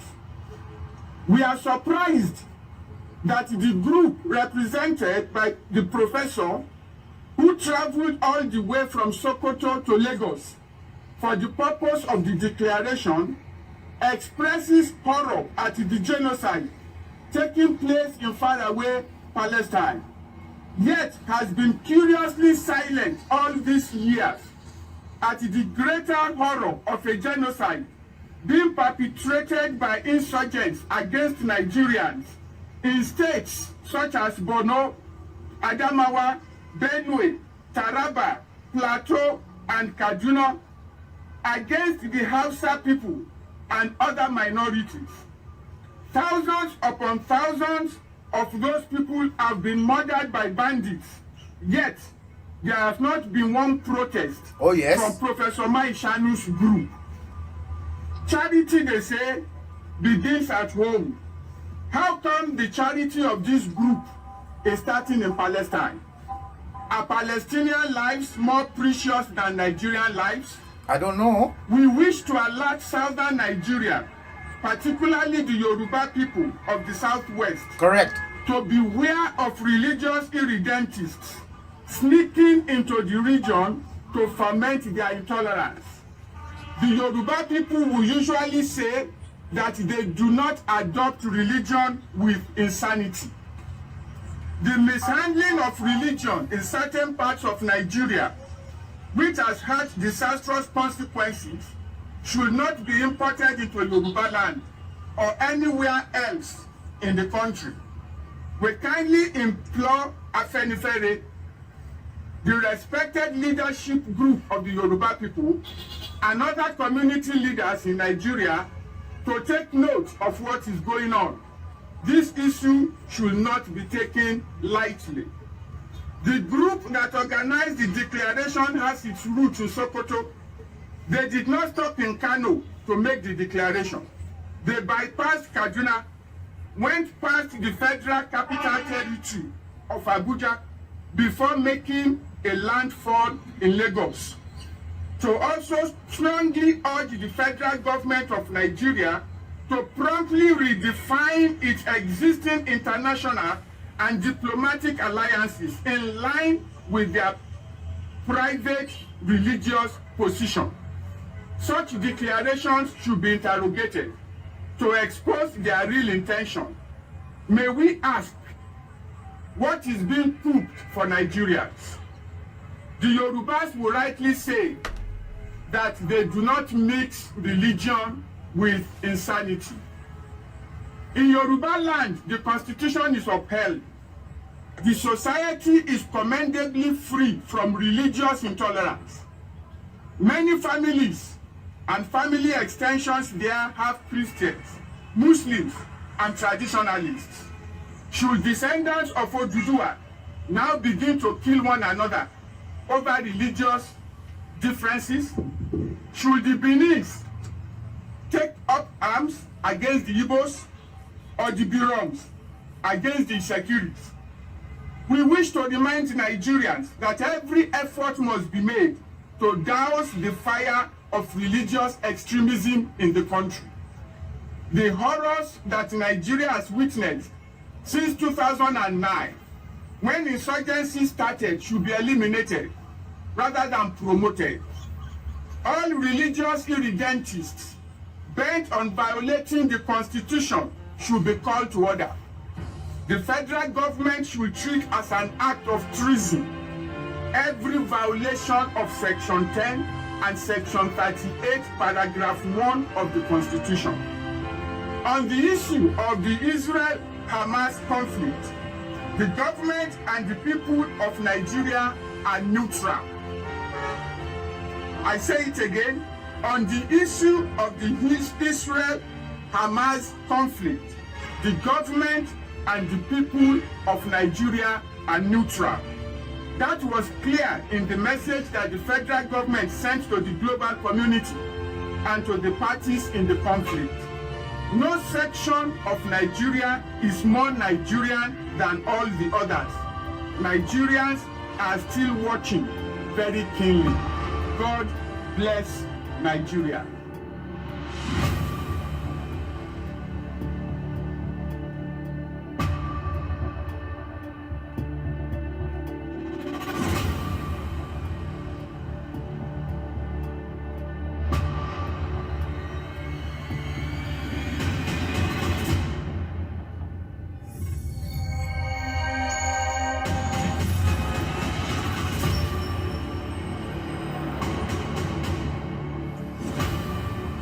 Reset Nigeria now.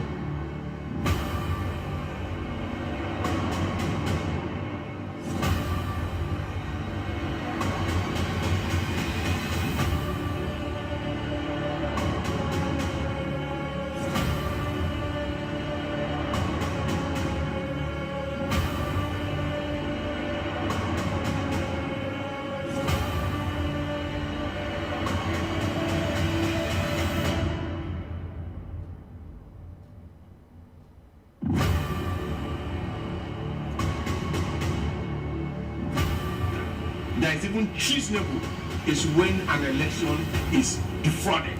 And we have seen this. the DSS or anyone who is in charge of issues of making Nigeria united and peaceful should go and arrest people who are talking from the two sides of their mouth, like Nasir El-Rufai, Nyesom Wike, or MC Olomo, Ahmed Bola Tinubu himself, and Femi Fani-Kayode, and the baby minister called Festus Keyamo.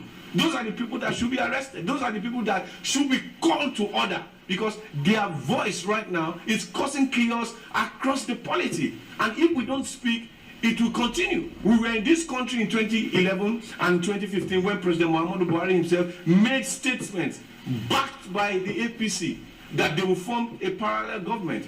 Our own parallel government we are forming is not a treasonable offense. It is a decision to disagree with whatever decision this President Muhammadu Buhari's administration will take come May 29. If they are in one side forming their government of Ahmed Bola Tinubu as president, we will be in the other side forming a government that will declare a winner for 2023 presidential election, which we already have the result. We have the result because we have agents scattered across Nigeria. It's going to be peaceful. We are going to announce the result, announce the winner, and declare the winner our own president. So it will be the president of the Nigerian masses. Because we have totally rejected the result provided by INEC as fake and false. So practically, come May 29, for wherever we are going to do it, we are going to declare the winner of the Beavers. The winner is presented by the Beavers as president of Nigeria, as president of the Nigerian masses. And we will adhere to whatever the law says. It's not treasonable, and the fact remains that the right thing is being done. We are not fighting anybody. We are doing it peacefully. And if the president does not want to give us that request, it's a simple thing. He comes up and says, "My children, as your father, we don't want interim government. This is what we want," and we will obey. But for now, we'll keep demanding, and we'll keep demanding the release of the results given by the Beavers that have stated that somebody has won that election, and that election result must be counted. Thank you so much.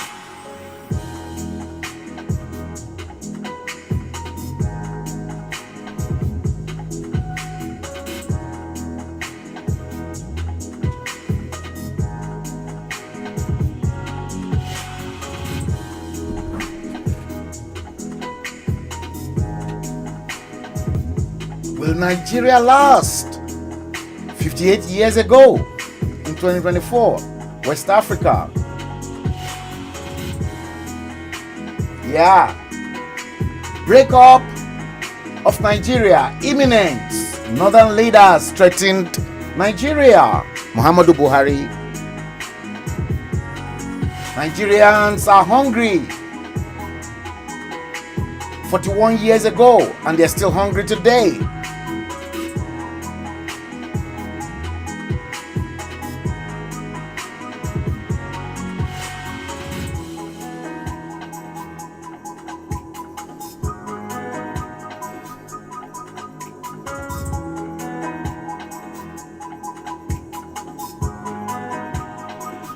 The unending crisis.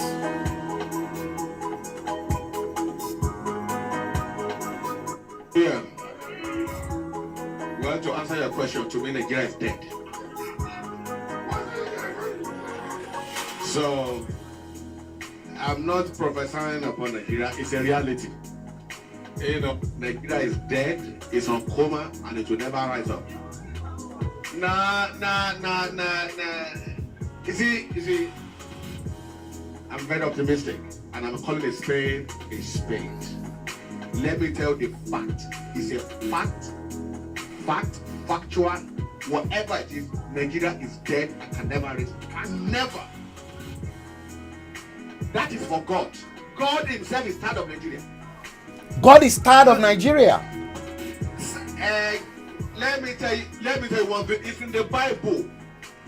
Solomon's kingdom was what? Divided. It was torn into pieces. Nigerian government is torn into pieces. That is a fact. Biafra will go, Yoruba nation will go. I'm rooting for Yoruba nation. So if you say I'm a future leader of Yoruba nation, I claim it. I'll forget it. That's a fact. Let me tell you one thing. Before you guys were born, that are even older than me, you will be prophesying coaches for Nigeria. You will be saying Nigeria will be better. That's number one. Number two, before you guys were born, that are older than me, they'll be telling you that you are the leaders of what? Tomorrow. Tomorrow. People that, Pastor Chola, you are older than me now. And they told you that you are the leaders of tomorrow. Leaders of tomorrow now, they are even great-grandparents right now. Leaders of tomorrow, they are great-grandparents. So why? You see, it's a common sense. Don't waste your time speaking faith. Speak faith to your own life, personally. The only achievement in Nigeria right now, hello everybody. The only achievement in Nigeria is individually based. In Nigeria, you are your own president. When you build your own house, you have your own borehole. Ordinary borehole, the government cannot even provide. You are your own president of your own house in Nigeria. You do your own borehole, you bring your own light, you do everything by yourself. Do you know right now, it's back in the day when you guys are growing up, you used to enjoy a road trip. Right now, can you tell me you can enjoy a road trip? Even within your state region, not even tribal region, your state region. And from Akure, I cannot drive 20 minutes after Odo town. Because I'll be thinking that Fulani people, not Fulani people, the bandits will appear. Whenever I'm going to Nigeria right now, I'm going to take a flight from Lagos to Akure. Now, why? Because Akure has airport. What about people from Ondo? They don't have airport. What about people from Indo? They don't have airport. What about Ekiti State? Ekiti State don't even have airport. What about that? Your own region, no security, and you are speaking French to Nigeria? Nigeria is gone. God will help you. The only way God will help you is referendum. Yoruba nation, Biafra, Arawa, let everybody go on his own. No point.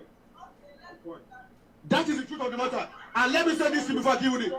Now let me say this before I give you the mic, guys. I want you guys to understand this, you know. In America, only one language. Am I making sense here? In America, only one language. Tell me any country that is unilateral or unilingual. That country is a developed country. But when you see a country that has more than 20 languages, more than 30 languages, more than 50. Now, even in my state, we have different accents, different dialects. And you want to tell me that nation will move forward? It's not possible. It's not confusion. England, English. Spain, Spanish. England, America, English. Canada, English. So why are we deceiving ourselves? That's it. I can be talking for the next 1 million hours. Let me just give you now. Thank you so much, Ambassador Nero. See, your fans, the Ambassador Nero. Let me say this.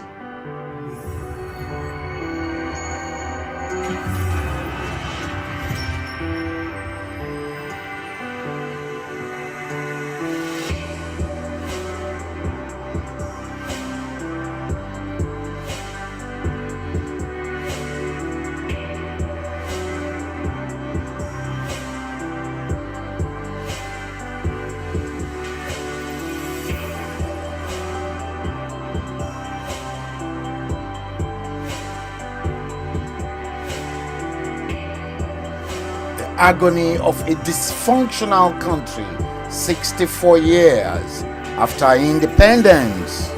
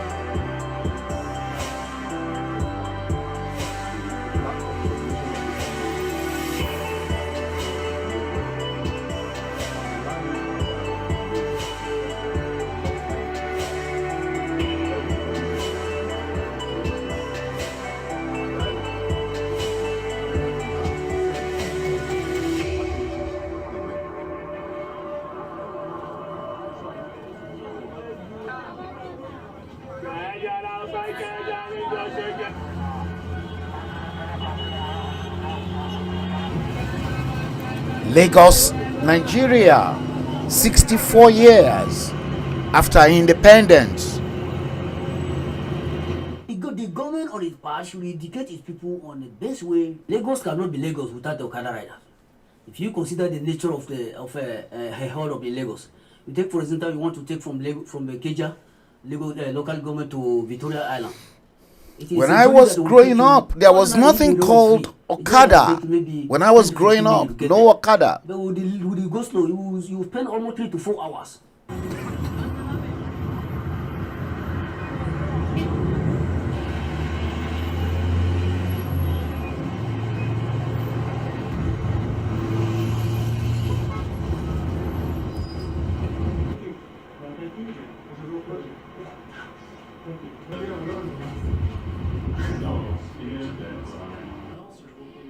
Well, I involved in the planning. Everybody wants to have car because they want to maintain social class.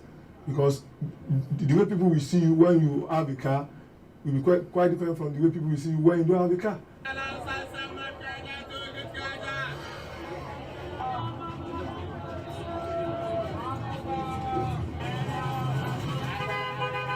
Jesus saves. Oh, Lord God, have mercy.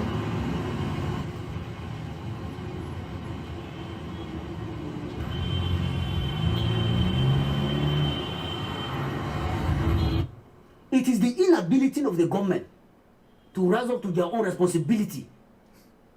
Did you hear that? Force people into this business. And until they accept that it is their responsibility, any attempt to force anybody out of this business is against the will of God. It's an act of injustice.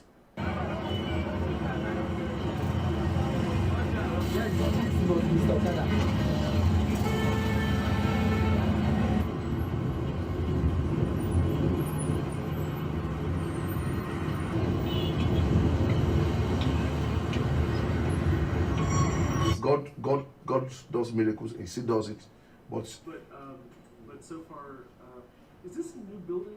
This building seems. It's new. It's new. If you chase out these motorcyclists from Lagos State without an alternative jobs being created for them, without any alternative jobs, you are going to compound the social crisis in Nigeria. It's going to lead to increase in armed robbery. It's going to, many of our people who can barely even feed their families will find it very difficult to live.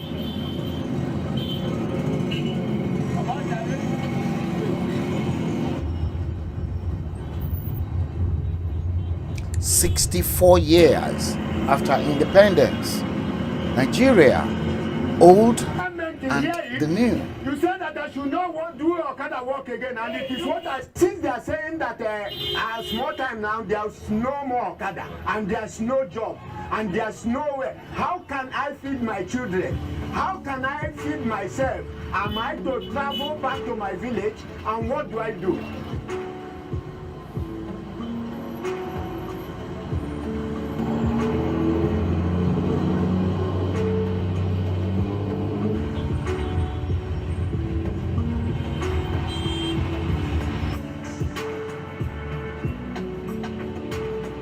I think the state government did not weigh the wider social implications before rushing to make that law.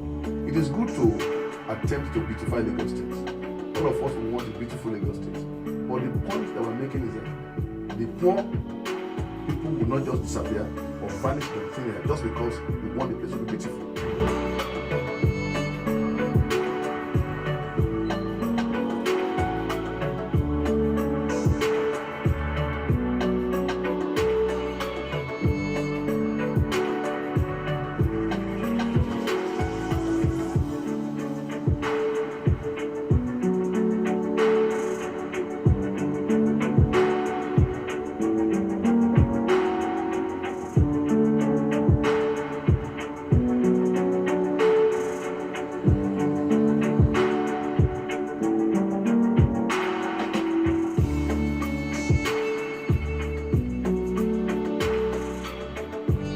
Nigeria at 64 years old.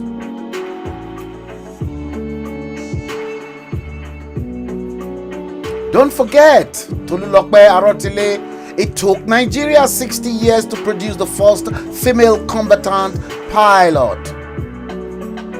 It took Nigeria less than 2 years to waste her for killing Boko Haram. Rest in perfect peace. Flying officer Tolulope Arotile, 1995 to 2020. Murdered by the Nigerian government, aged 24 years. A young woman with a bright future. Murdered by Muhammadu Buhari. Fake, dodgy, latex Muhammadu Buhari.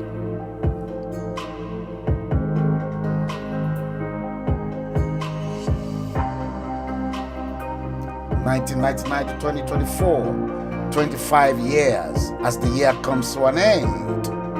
25 years of uninterrupted democracy. Reset Nigeria now, President Bola Ahmed Tinubu, before it is too late. 64 years of misrule and bad leadership after independence from the United Kingdom. Break it up.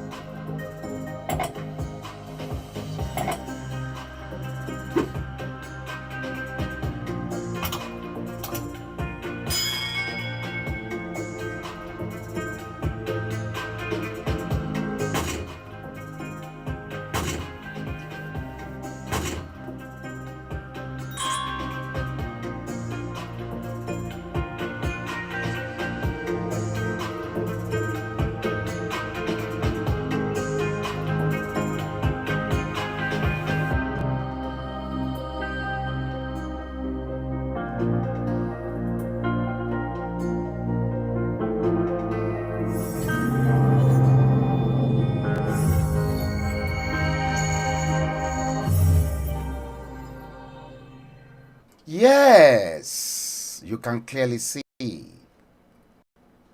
guys. Sensational Nigeria. Painful resentment. 64 years after independence from the United Kingdom. The Nigeria of old combined with the Nigeria of new, 64 years, you can see the differences.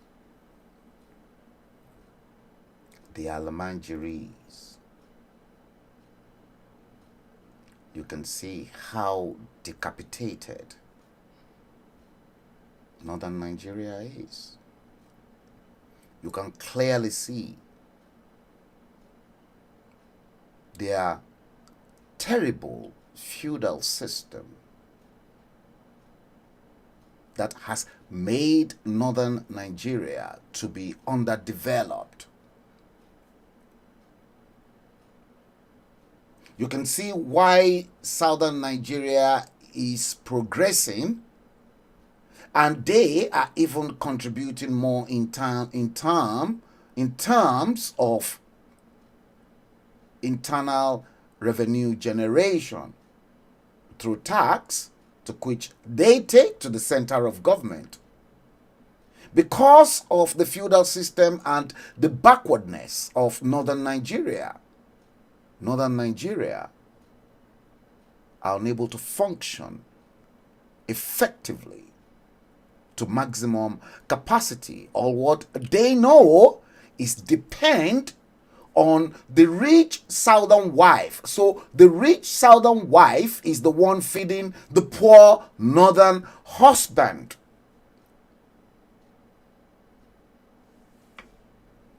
Now, you can now see why. Kemi Badenoch said it. Quote, "This is my country, the United Kingdom. I don't want it to become like the place I ran away from.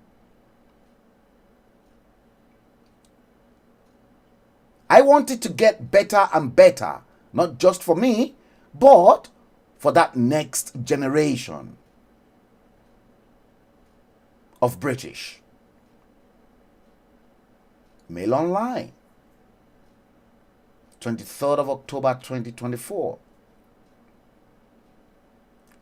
Kemi Badenoch's statement, quote, made your current Boko Haram vice president, leader of the Boko Haram, angry, to which he had that audacity as a Fulani man to now tell a Yoruba woman who got to the peak of the highest political office in the United Kingdom as the leader of His Majesty's opposition in the UK, the Conservative Party.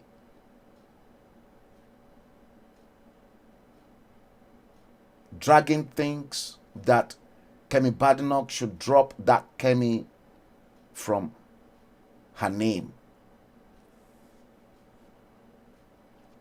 What a whole load of nonsense coming from the mouth of a Boko Haram leader called Kashim Shettima.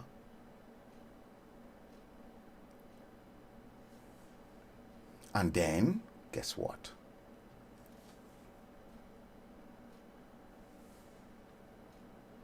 Now you can clearly see Kemi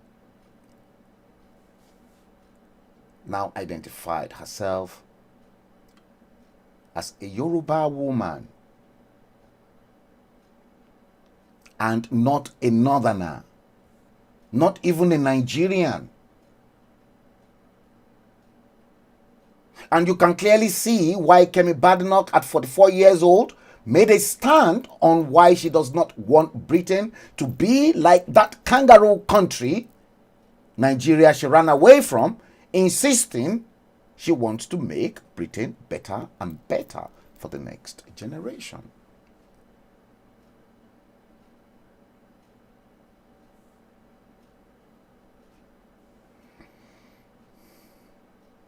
Kemi Badenoch stands by her comments, and I still commend her.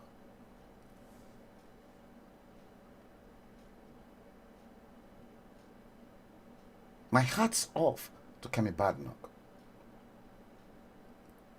And Ibolaji, you posted earlier on during that video premiere of the Almanjiris, you posted this comment. What a shock story. Yorubas doesn't have anything in common with the northern people at all. All of you that went against the stand, the firm stand that Kemi Badenoch took regarding her statement that she doesn't want the United Kingdom to be like that country where she ran away from, that kangaroo country.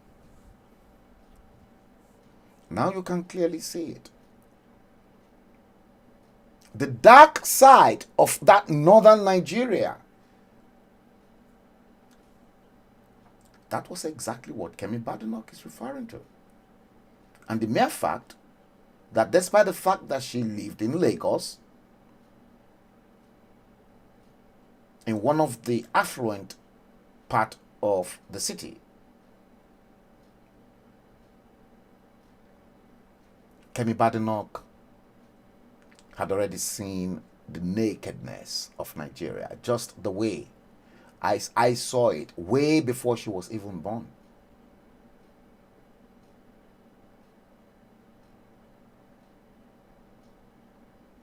And again, Anibolaji, you posted again. And then you said We are completely different in all areas with these people in the north.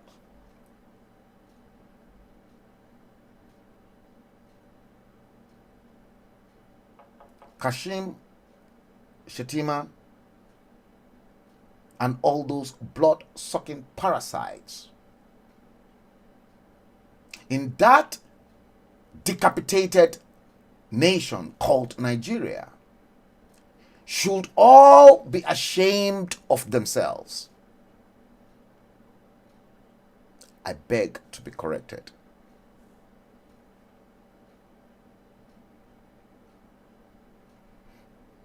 I beg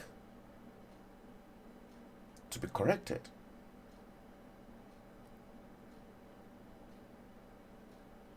I beg to be corrected.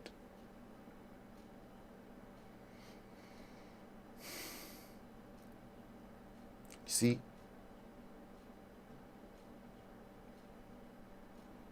if the British Prime Minister can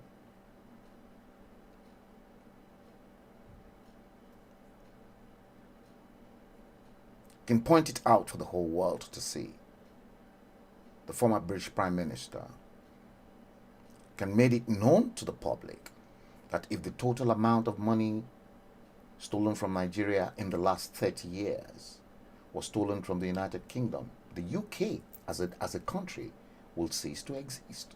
Lord David Cameron, former British Prime Minister, May 2017.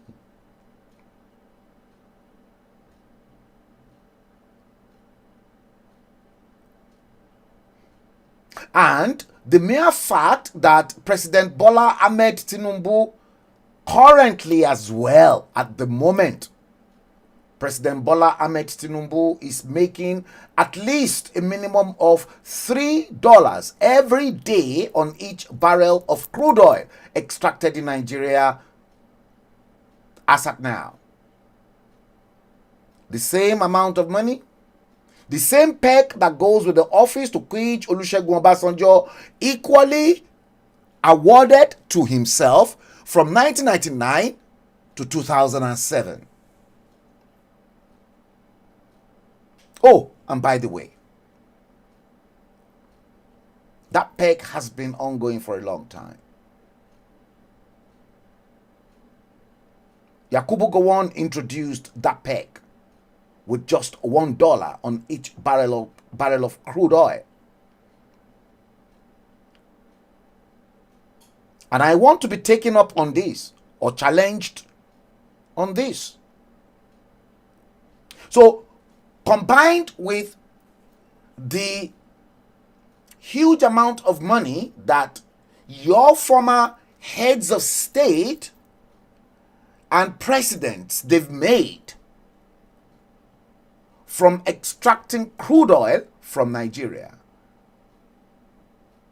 President Bola Ahmed Tinubu still put into the 2025 budget 27 billion naira as gratuities to be paid to the former heads of state, presidents, vice president, chief of staff, supreme headquarters, chief of staff, and all those people. But some Nigerians out there are dying and they cannot even afford food to eat. They cannot even afford. They cannot afford to pay hospital bills. But some past heads of state who are so comfortable that they don't really need anything in this life anymore other than to just wait for Baba God to take them away to wherever they will have to go, whether it is hellfire, whether it is any other places. I don't know what happened after life. But definitely,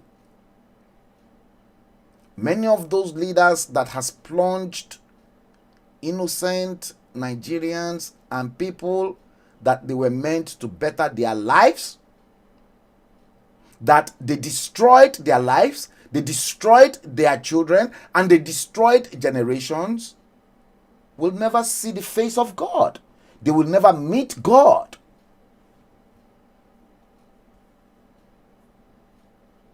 That is the truth. So you now see the reasons why they kill themselves.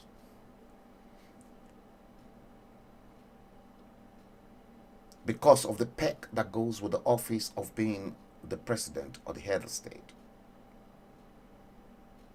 That's why.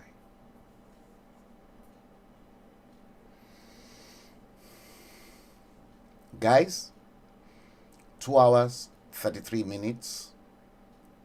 Rough, undiluted live stream. Today, Monday, the 30th day of December 2024.